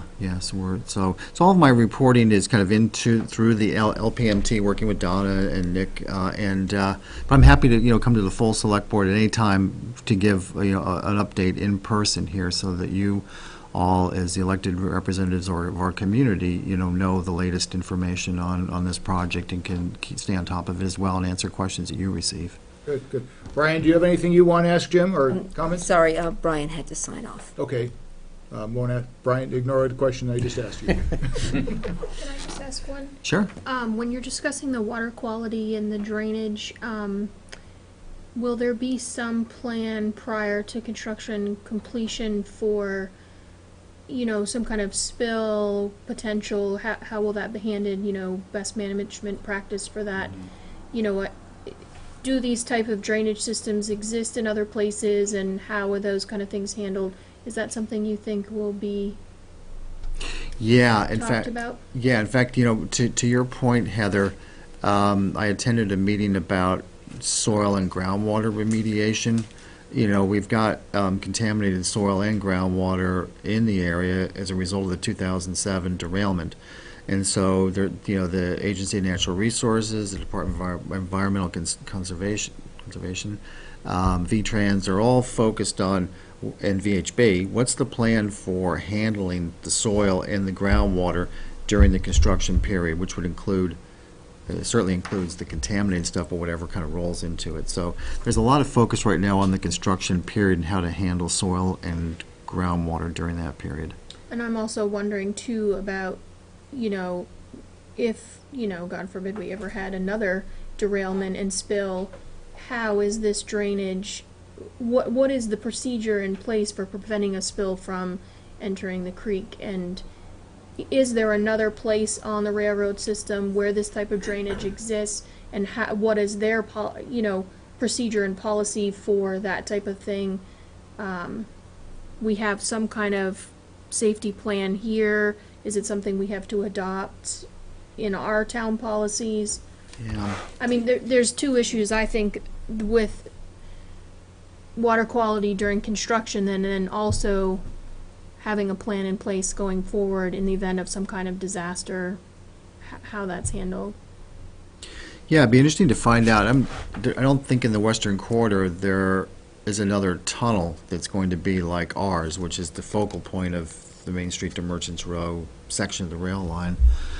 I'll have to ask VHB, because... But this drainage system that you talked about with this underground holding, and so if no one else has something similar, then there isn't, you know what I'm saying, like there isn't a plan for how you address a disaster for this type of drainage system to prevent things from getting into the water. And it would be nice to see something in place or discussed before maybe construction's complete.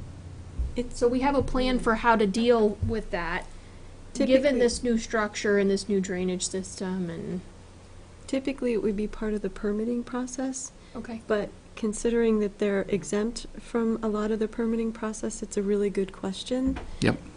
Part of that permit would outline what the spill remediation would be and what the process would be.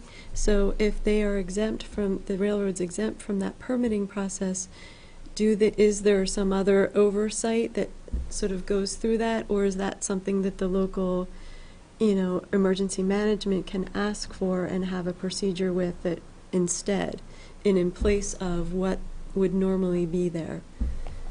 Yeah. So, I think it's like, and it's two separate issues in a way. Yeah, One it of it is, I think the Surface Transportation Board has, I think, authority over it, if I'm not mistaken, and that there's pending legislation right now in Montpelier for how they're going to handle stormwater runoff. Mm-hmm. And then you'd have, that's under normal circumstances, and then if you had an emergency where you had a disaster, is there a contingency on top of what the normal plan is if you had a disaster? To the best of my knowledge, the answer to that's no, but Jim can certainly look into that.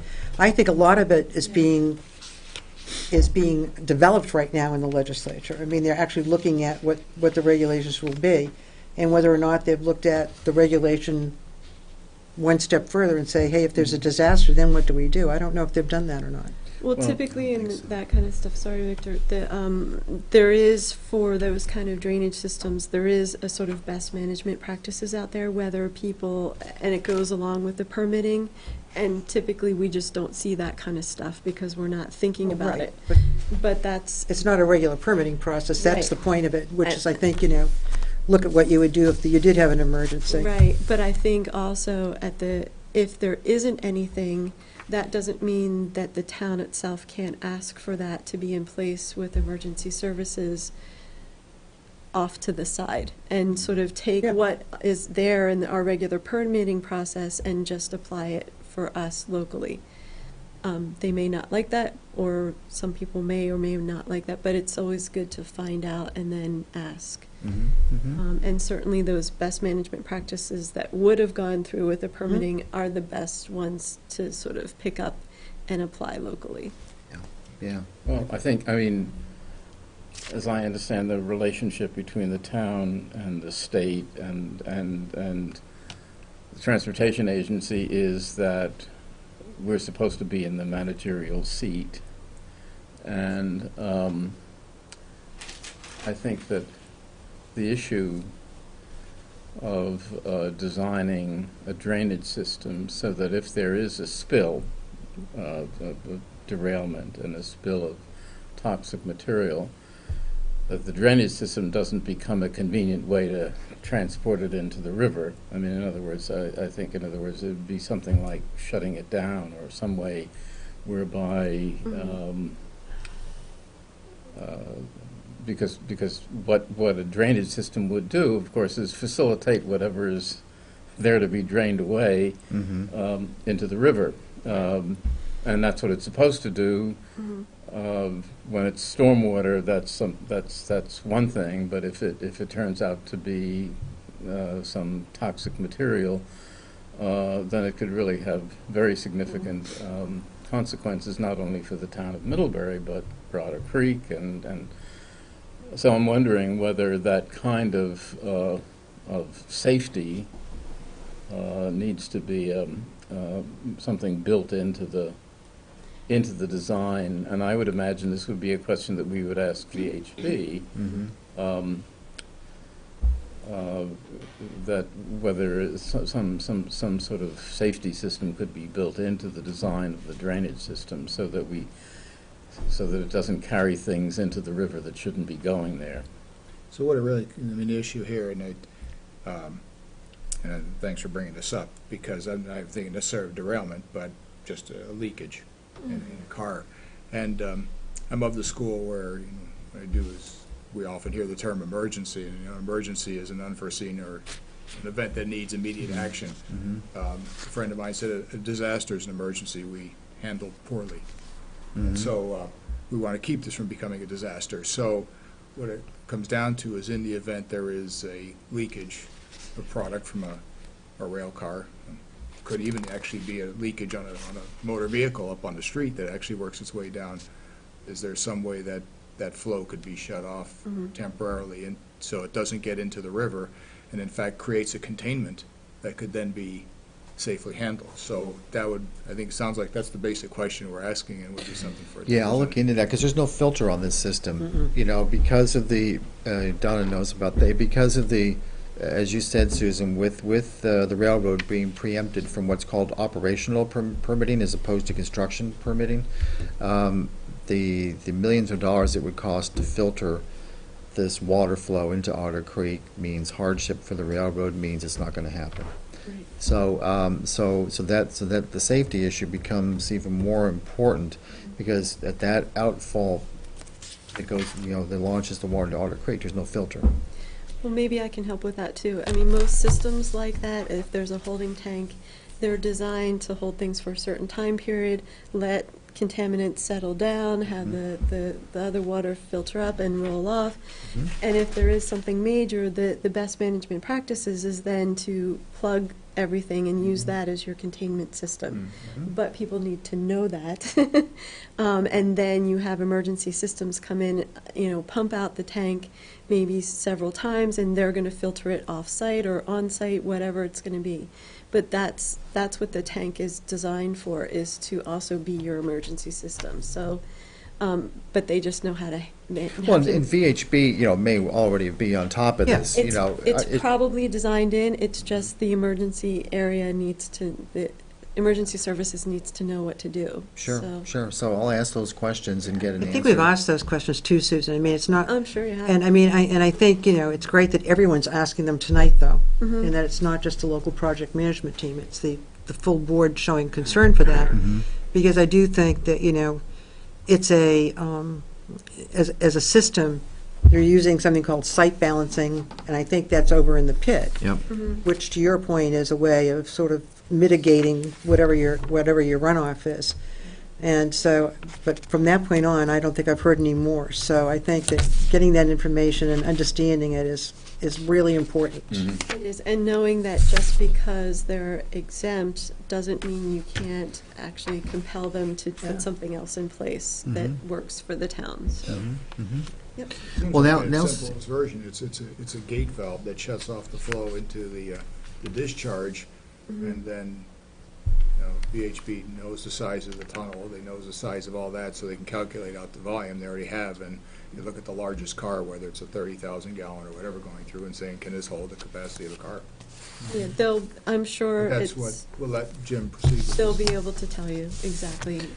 Now's the right time to ask him those questions, because that system is being, its design is being finalized before it goes out to bid to the contractor. So it's a great opportunity now, and again, several months before the construction's going to begin, to ask those questions and have the answers in place for the town.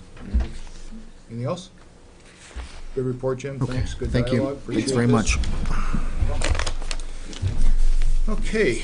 One of our subcommittees, will be making those appointments very soon. At this point, while we go through the process, and the idea is that we'll be in communication with each of us to evaluate, the committees that you're on. Do you want to stay on? How is the chairs? I'm sorry. Follow up for town meeting. Oh, you're right, I did jump up on that one. I'm sorry. No, I'm glad you did that. I'm getting a little enthusiastic myself. Okay, follow up in town meeting. This is just sort of a chance for us to have a little bit of discussion of how we think it went, and any comments on ways that we might improve in the future. So Heather, since you Well, raised the it. only reason I brought it up is because I just had something I wanted to say. So. No, I'm glad you did. So as you know, Ann asked me to record the minutes, so I've been working on that. And I just wanted to come on the budget presentation. I thought basically it was a great change, and overall really liked it.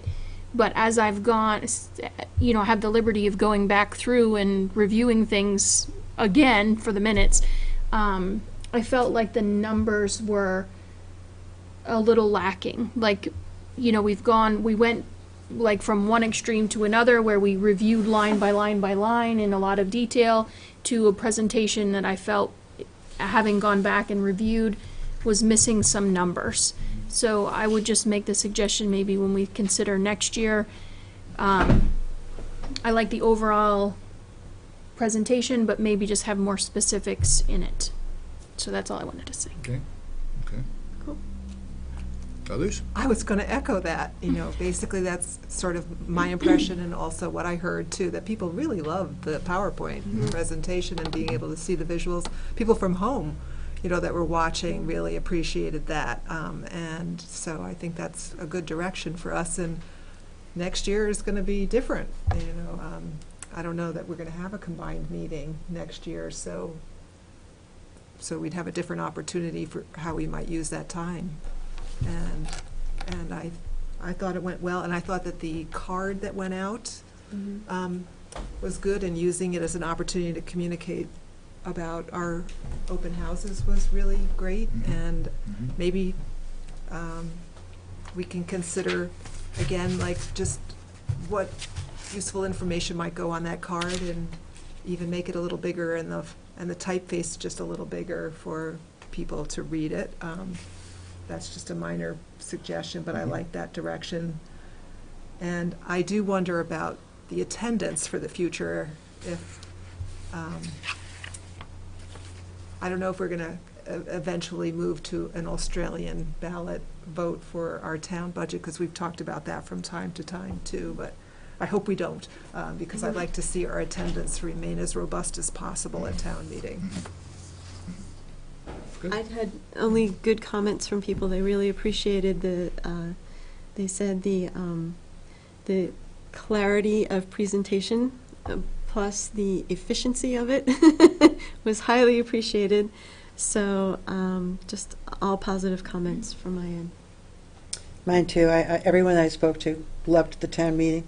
I had people say that they've been going to them for like 20 years. It was the best town meeting they'd ever attended, because I think they liked the flow of it so much and the overview. So I had heard nothing but positive comments on it. Victor, do you have anything? Yeah. And likewise, I concur. I heard the same thing. One of the comments I heard a couple of times was that they appreciate the fact that because the sort of the historically dull parts of it, if you will, of going through the numbers, moved along it efficiently, it gave a chance for more, people were more into the presentations at a later point. I'm thinking in particular what was done for the bridge project. They weren't fatigued at that point in leaving, so I think overall it was a great success, and I've heard a few similar. Actually, I heard some examples would have been nice to see for some of the issues on the slides, but we can work on that. Yeah, and I think the presentation was great. I'm not trying to take away from it. I just wonder if we can add some more If you detail. had suggestions, since you're going through there, of where those would be and what would be good, I Okay. think that would be really good to know, to make notes for next year. Yeah, sure. 'Cause, you know, Okay. I want to issue a thank you, though, in there, too. I forgot, I meant to do it. I don't think I did do it, did I? I don't think I sent you an email, Kathleen, thanking you for the work and the presentation, all the time and energy of redesign. She- You know, I know I didn't design it. I don't know how much input we all had, but I can honestly say the work and thought that went into that certainly was met with incredible acceptance. So thanks very much for the work that went into that design. Some of the photographs, having gone back and, because I was kind of at an odd angle, and having gone back and watched the video, the photographs in the presentation I really enjoyed and made a nice visual difference than just text up there. So, Great. It really made it flow well, Kathleen, thank you. yeah.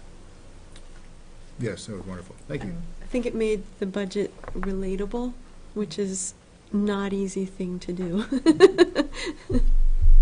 No, it was wonderful. So thank you. So yes, any suggestions for improvement? We could always do better. And, but it was a fantastic shift, and I don't think anybody wants to go back to the old way. Great. Okay. So now we get back up to the part I was jumping into earlier, the Selectboard Subcommittees. The appointments. So it's going to take some time. We'll go through the process. We'll be reaching out to everyone on here. Unfortunately, everybody in here, even though Heather, you're new to the board, you've been involved in committees, so this is not foreign to you. But look at ways that we can do our work better. I mean, one of the things that I think has hit all of us is that we have so much going on besides our daily lives, and sometimes we kind of get overcommitted. And we may not do as good a job as we should. But maybe at this point, let's just have a little discussion for a few minutes, some initial thoughts when we get into I think it's going to be a big topic for our retreat that we're going to look to schedule later on. But any thoughts that you may have initially just to start taking into account as the subcommittees are assembled? Well, you and I had a discussion about things and talking about sustainability, that we should go through boards and see where do we really need 2 or 3 board members on there. I think some committees do need more. They're addressing bigger, more meaty issues for the year, but other boards, maybe only 1 select board member needs to be on there, and then we're not sort of spread out over 4 or 5 subcommittees. We have 2 or 3. And then that at the same time encourage more of the community to participate in those open spots and sort of have the bonus of more variety of committee in the town too, which we've always talked about. So instead of doing that, but sort of not spreading ourselves so thin, and that would be, I think, good for us. I see several places where, do we need all of us on there? I don't know, and think about that. No, exactly. Yeah. Exactly. Laura, do you have any thoughts? Well, I would echo that. I would also look at, how frequently do all of these committees meet, or what is their need? Are they more ad hoc, or are they more quarterly, Right. But I do think that there needs to be some consistency, and I've been thinking about that. Yep. Heather? I mentioned in a meeting with Donna and conversation I had with Susan, and I also emailed Kathleen, I was looking for a master calendar so that I could look at in one place when all of the committees when all of our committees and meetings and events are scheduled. And as I understand it, there's not something like that now, and I don't want to ask or create more work, and I was wondering maybe if it's something I can help with. I'm a fan of Google Calendar. I don't know if anyone else is using I love it. Google Calendar. I know there is, and I don't know if the details yet of the open meeting law and how that applies, but I know I can set up a calendar and email and share that with people, and it can contain meetings and people can add and subtract. And I know Google also has apps for work that do cost some, but I think the minimum investment is like $5 a month. And I'm not that familiar with that because I haven't used them in that particular case. But I guess Kathleen, I just wondered if it was something we I'm wanted to. looking into the functionality of the website for Okay. hosting a calendar. Okay. Because you can usually embed that right in there, so, nice. You know, when I've used a calendar, like meetings, like the select board meeting that happens regularly, you can set up a reoccurrence and it automatically populates the whole calendar. It's not something you have to automatically enter every month. So meetings that reoccur would be easily set up. But I personally would right now love to be able to look at a month and see when everybody's meeting. Yeah.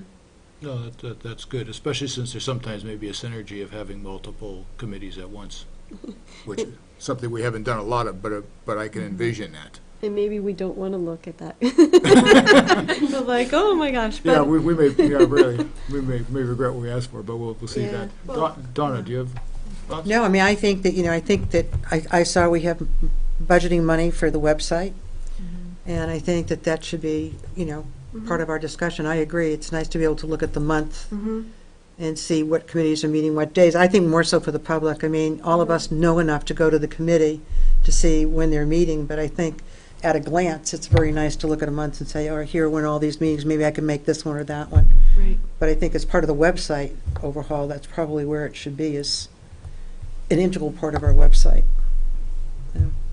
Victor, any thoughts? Well, I think, I think it's a good thing to have a big picture Yes. of the variety of meetings. I mean, some of these committees are really committees that don't meet regularly. I was thinking something like the Personnel Committee, at least when I was on it. We met largely when there was an issue of either adding a position or changing the description of position where, and some, like the Town School Committee, would meet periodically, not every month, and so on and so forth. But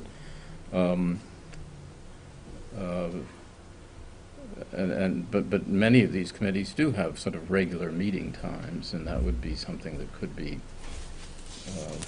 scheduled. And then at the beginning of every month, committees that meet irregularly could simply be scheduled in that month.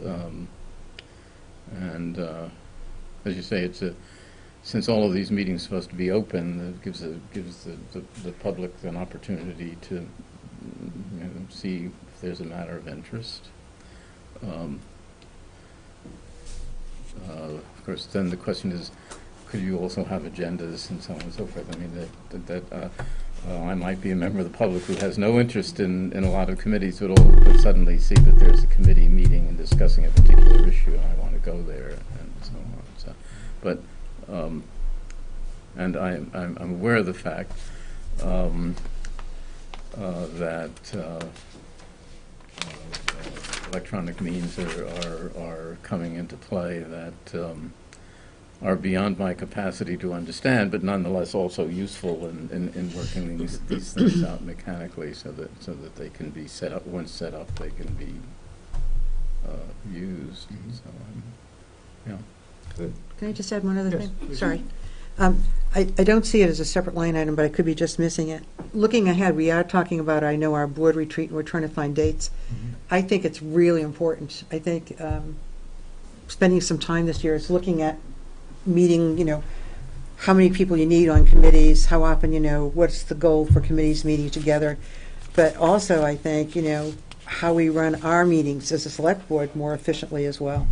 And I mean, one of the things that I had discussed, I think there'll be plenty of things to discuss at that, but one of them is that when we have informational guests at our meetings, sometimes we'll have a select board meeting where we have a very full agenda, we also have a guest come in, and it's a half hour into that of time in that meeting, which pushes us out pretty late.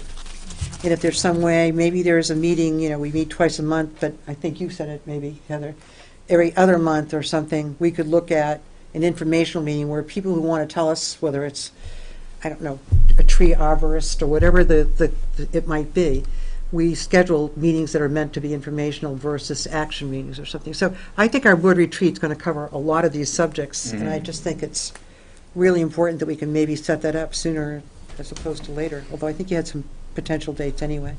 Well, it sounds like the two major issues, and I think we've all sort of had these conversations along the way of what to do, is one is efficiency of the board meetings and, Yep. and efficiency of the committee work. And one of the other aspects of board meetings is sometimes, periodically we've had some really good in-depth conversations, but we end up almost cutting them short because we have the whole rest of the agenda to do, and we realize it's getting late, and maybe periodically we select a major item, and I'm thinking one in particular that's come up is the funding for the bridge as that advances on, is maybe that just becomes the agenda item, and we have good conversations. But these are all things that we discuss, and we improve the efficiency of how we do things so that it makes it easy for all of us, and all of us, I mean collectively, this board, but also, Kathleen and the town staff who, do exemplary work and want to make their life easier. So this will be good. So we had some dates we were Ann, yes. I just wanted to say, I know that the board is very busy, and I know you have a lot of committees, and you have a lot of projects, and sometimes I just see your agenda in your packet, and I think, like, how amazingly overwhelming those packets can be.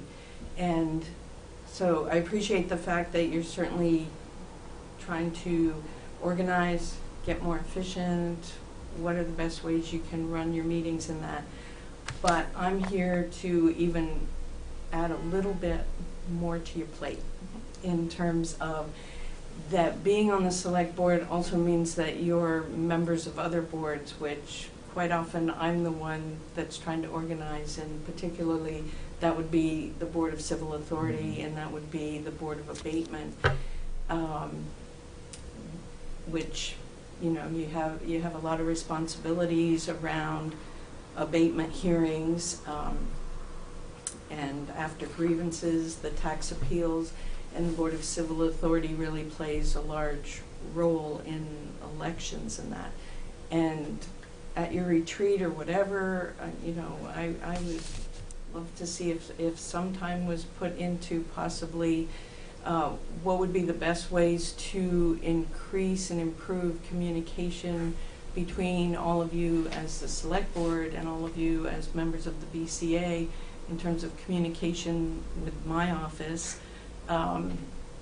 Sometimes I'm just looking at calendars, trying to figure out they've got this, they've got this, they've got this, and I need to call a meeting of the BCA or Board of Abatement and that, and I really don't necessarily know the best time to do it to get the most people there and get the best participation in that. And so I think we could improve our communication, and I would love to see the board as members of the BCA play a really strong role in encouraging participation of the justices of the peace, and really maybe if we could all play some role around the education part of what those duties are and how we can best teach and train everyone to participate in that. And as I say, I know you're really busy, I know you have a lot on your plate, but sometimes I'm just that lone person kind of out there trying to organize a huge number of people, and I'd really like to improve that communication, our efficiency, how we pull those meetings together, how it works best for you, like what role I can play in that and what role you can play in really making my job a lot easier as well. Just putting that out there. Nice. Would love to have the conversations.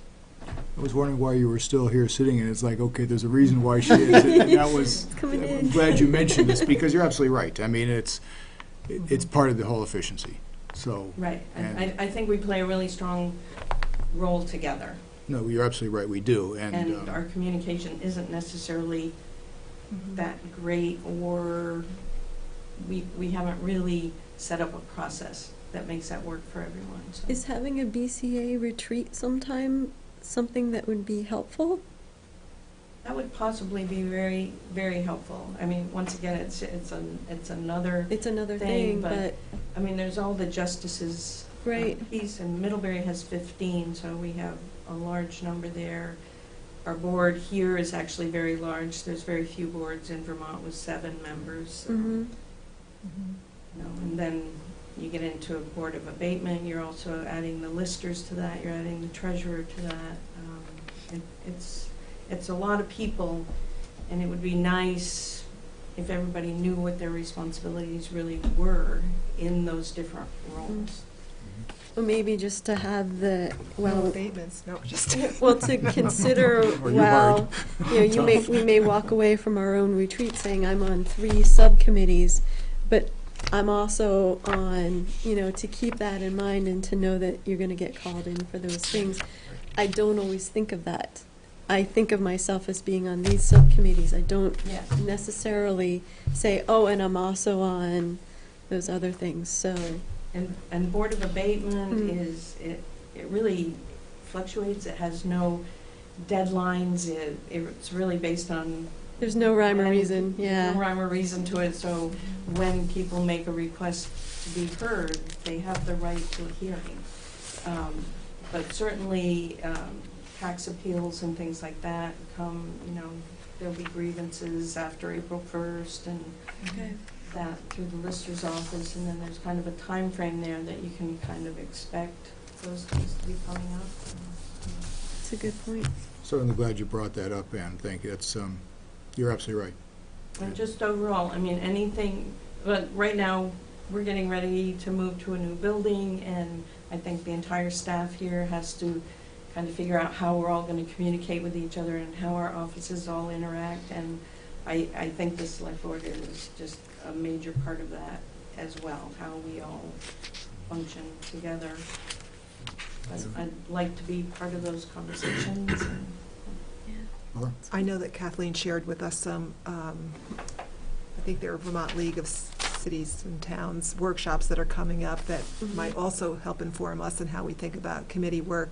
And I'm also thinking about Kathleen as a resource because she's plugged in with the conversation with other town managers, and I'm hopeful that maybe she can also let us know, like, what committees may be missing that she might want in place to assist with her work or town staff work, and others that may be combined, perhaps, or just configured differently, so that we consider that as well. Yeah.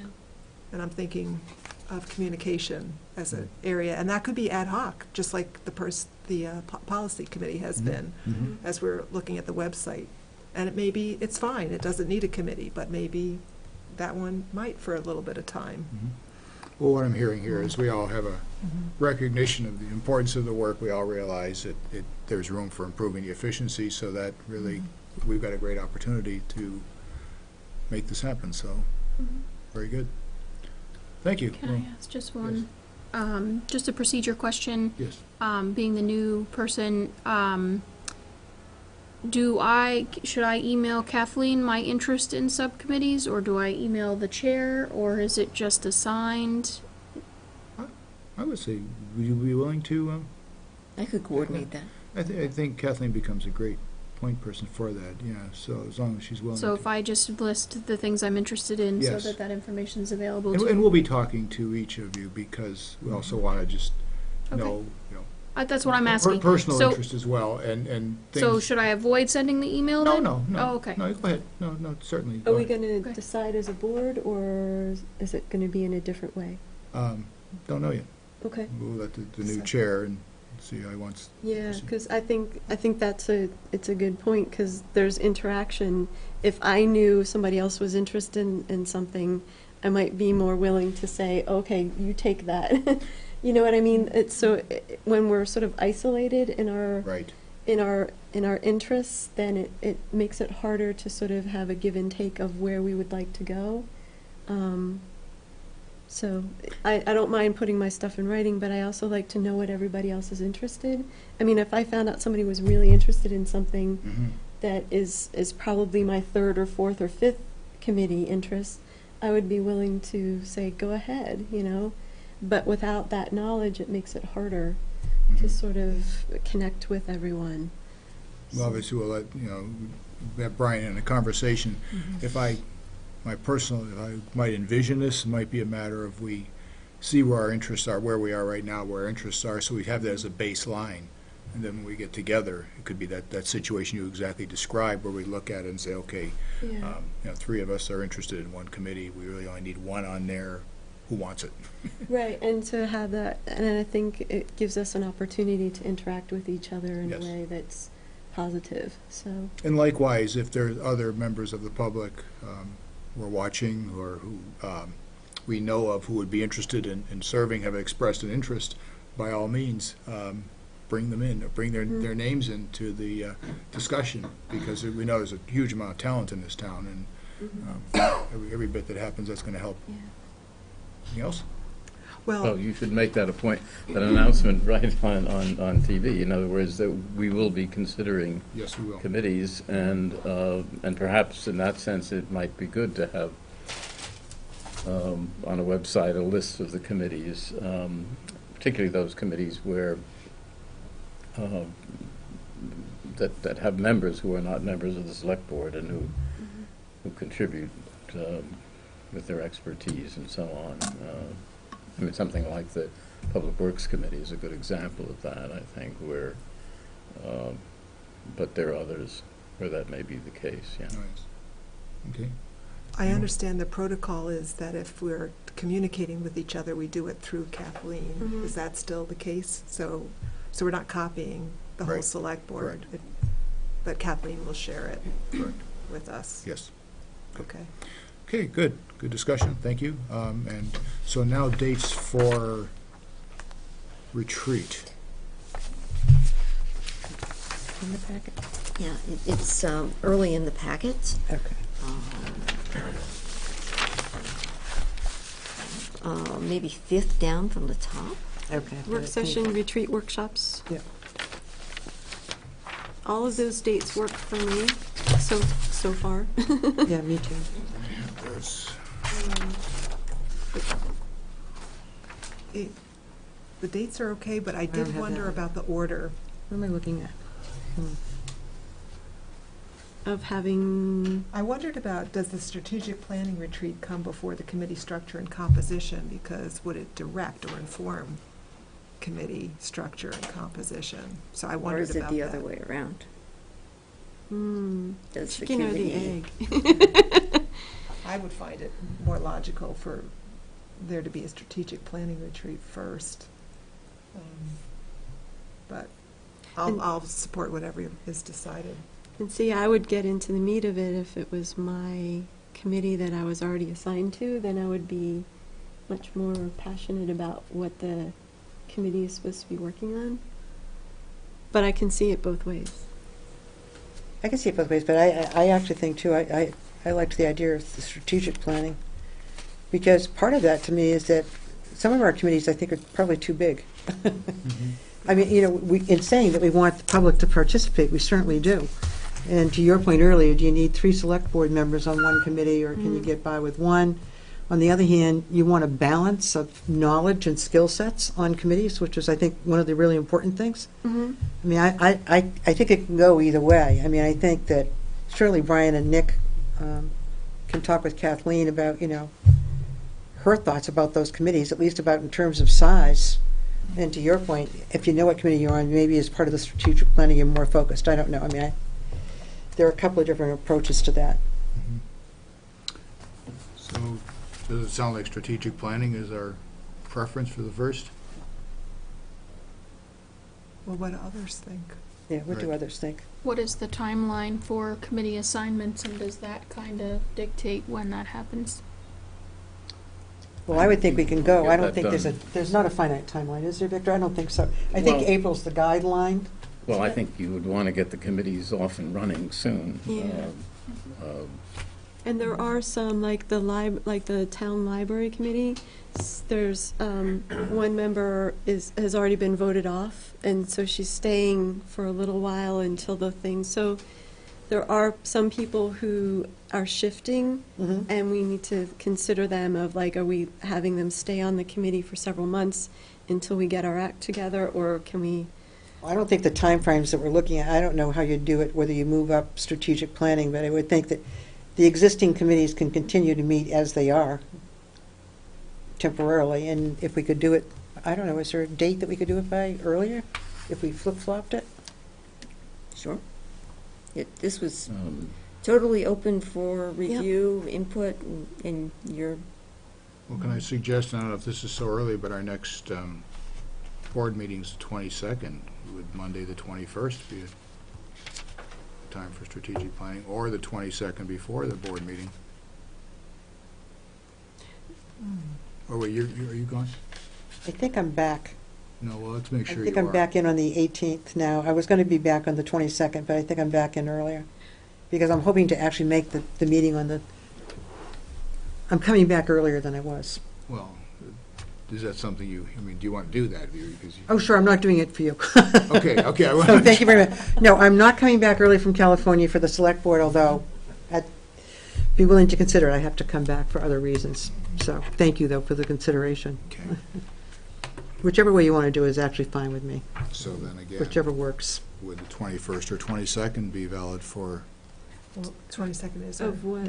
our For board what What meeting more, are you? what Well, month, well, and what are you telling Well, I was us? talking about March 21st as a possible time to do the Right. strategic planning Right. meeting.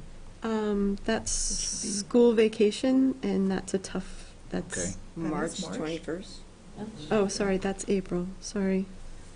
Sorry. It just would be coming up Actually, I won't be quickly. here on Monday, the 21st. Okay. So that won't Um, work. I've got And previous things going on. 22nd, could we do it before our board meeting? Is that reasonable or unreasonable? to Can do I ask strategic- another, is it possible to combine the two? So that we had a longer work session, or does that interfere with work schedules too much? Like, could we have them, is I it think possible that- to schedule a 4-hour meeting or not? On one day? No? Well, in essence, that's what I don't know that we had 4 hours, but we did combine strategic planning with committee structure last It was year, about and an it was hour and a really- half, so, yeah. So 4 hours, we'd get into it a little meatier. I'm just asking, I don't, Yeah. Maybe I'll backtrack. Mhm. I might backtrack because I actually think strategic planning is one of the most important things we could possibly do. I'm a big strategic planner. Okay. I agree. And I think maybe that we treat it as its own unique item this year, and I personally think a strategic planning meeting, minimally just strategic planning, is at least a couple of hours, because truly, you don't go in with an conclusion, you outline your goals, the goals for the select board, you would be examining all your efficiency, your goals for the year, so many things, I think. Oh, yeah. So maybe we go back to the committees, we need to have something which is functional, maybe we do the committees first, and we put strategic planning as its own event. Okay. I'm, Okay, Yeah, I know, I'm torn with it, but, because, I would say, if you had a 4-hour meeting, great, we could do strategic planning at the beginning and then look at assignments, but I'm not so sure that I mean, that's going to be possible for everybody. yeah, we might decide after strategic planning that we want to revisit some of the committees, and which we could do. We Right. could do that later, so. So stick with it then. as I'm it's seeing the logic of the order. I'm good with the times, Okay. the dates, and the way it is. And the first one, the refresher workshop, Mhm. is that the one in March 31st. Montpelier? Is that, No, that's here. that's here? She's bringing them to us. Oh, you are, okay. Okay.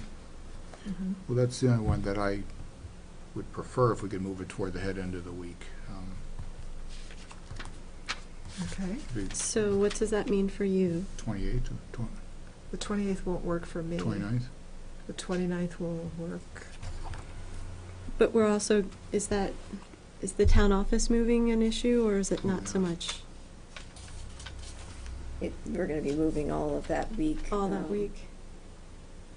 But I just want to be conscious of that, of like when that happens and what are we,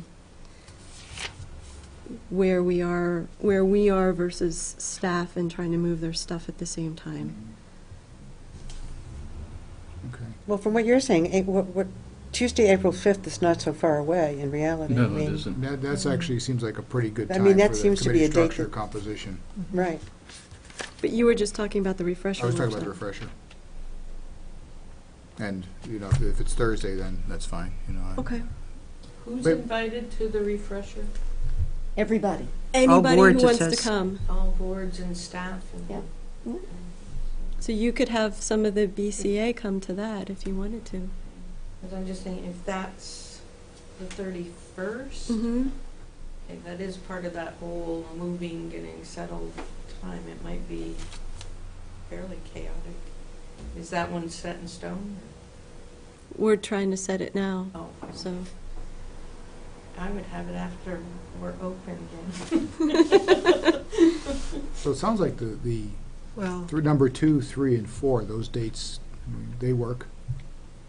Mm-hmm. yes. So the only one is this refresher workshop, and maybe there's more flexibility to when that is. So that could be revisited here. Not Sure, too I could distant. contact the league and see when they're available. Yeah, that'd be great, Kathleen, if we could do that. So then, but it sounds like we're in agreement for the committee steering, the tour facilities. That's really a very useful one, is anybody who hasn't done that. And even if you have, it's good to do it again, just one, to see what we have for public inventory. And it's also great just to go along and interact with the people who run the different departments and get to know them and understand what they do. That's very useful. And then the planning retreat, yeah, that's some pretty heavy stuff. That's something we really want to make sure we dedicate our time to. So, we agreement then with those first 3? Mm-hmm. Yes. And then we'll get a response back. Kathleen will take a look for the refresher. Okay. Thank you. Good. Okay. Where are we here? Getting near the end. Town college lunch? Town college lunch, yeah. We have one set up for the 22nd. Is that right, Kath? Tuesday, Tuesday 22nd is the next one? Historically, it's been the chair, the vice chair, the town manager, of course, is there, and then we have another member of the board who goes along with us to join on there. So we'll be doing that, and then we tend to rotate around on that position. I would like to suggest is that, given Victor's long history with the college and his familiarity with them, and especially as there's a chance now that we have a new administration, and maybe he goes on to this next one. Goes along. I'd like to see Laura. She hasn't gone yet at all. Okay. And she's been on for 2 years, so Not been on, okay. yeah. Yeah, I was hoping. I'd like to be see able her to go. Would be Okay. nice. Okay. And then Victor and Heather can be in the rotation for next. You know what I mean? What'd you say? For the next town college For lunch, the we have next the town- 22nd. I suspect we're probably going to have a few of them pretty close here coming up. Yeah. Laura hasn't been yet, so I was Mhm. suggesting to have her go to the next one because she's been 2 years without being one. Okay, I didn't realize that. Yeah. Okay. Good. Would that be acceptable? Yeah. Okay, good. So then, will you join us for the next one? Okay, very good. The, so let's see, what do we have coming up here now? A list of things. Check warrants. Who's handling that tonight? So I will give Gary Baker's report. Gary was in and inspected the check warrants and found them all in order, with accounts payable of $137,053.65 and payroll of $93,665.10. So you have those figures before you if anybody on the board would like to make that motion. So moved? Move, is there a second on that? Second? All in favor, say aye. Aye. Aye. Opposed? And so we have 6 in favor and 1 absent. And looks like everybody has signed this, so this is good. Okay, perfect. Town manager report. Town manager's report. At the last meeting, Susan asked me to check on the status of funding for flood hazard mitigation design in East Middlebury. I reached out to our contact at the state, and she is hopeful now that our plan has been approved that we should be receiving word shortly from FEMA on the funding award, and I'll keep it on my radar screen to reach out to her regularly till we hear more. And also to note that Town Clerk Ann Webster sent you information about the delay in the appointment of the town service officer, which is usually appointed in April, pending the outcome of legislative action on that piece. And that's all I have. Thank you, Kathleen. Board member concerns, Susan. I have two things. The MCTV annual meeting is coming up on Wednesday, March 16th from 4:30 to 6 p.m. at the Ilsley Community Room, and we're going to have a very exciting roundtable discussion of archiving our community in the 21st century. So all are welcome. And there's also sort of related, there's later on that same evening at 7 p.m., there's going to be a free movie premiere at the Marquee Theater for crowdsourced cinema presenting Raiders of the Lost Ark, which means that different segments of the movie were given out to different people, and they made their own version, and then all the different pieces are spliced together. And 4 of the sections were produced by Middlebury residents.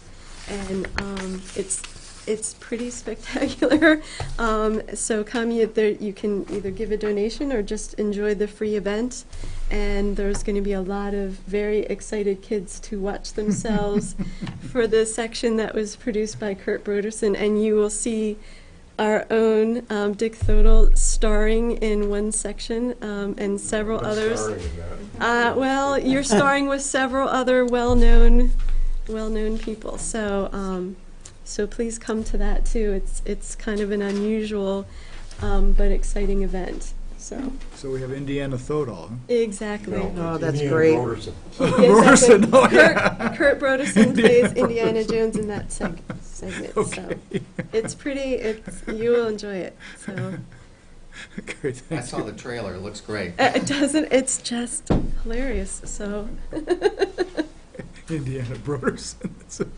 Okay, thanks. Laura. Oh, I just thought it was a robust meeting tonight. It was really wonderful. I also wanted to let you know that I started the day with the Middlebury Safe Routes team meeting, and one thing that was brought to us at that meeting was an inventory that Chris Robbins did of our sidewalks. A real great service, and I hope that we might have an opportunity to present that to the select board. It's pretty informing and interesting in terms of helping us prioritize our future sidewalk improvement projects. So I just wanted to mention that that work had been done. A good first stop with that might be the Public Works I was going Committee. to say, can we have that, please? Yes, yes. Well, she's on your team, so I'm Yes, sure she but, will. I was just informing the rest of you too that that would be that great. that work had been done. Gimme. Thank you. Donna. No, I think was a good meeting tonight, and I'm happy to be celebrating the evening with 2 new board members. Thank you. Heather. I don't have anything other than to just say publicly thank you to the voters for putting me in this position at the table. I really appreciate the large vote of confidence, and I'm pleased to be here and working with all of you. Thank you. Great, thank you. Victor. I'm happy to be here. Thank you. And, Likewise, I am. And thank you again for putting me back in the position. I have nothing else to add. It seems like it was all covered at various points through the conversation. So, Ann, what? As long as I'm here, could I just make one announcement? Oh, why not? I'm sorry.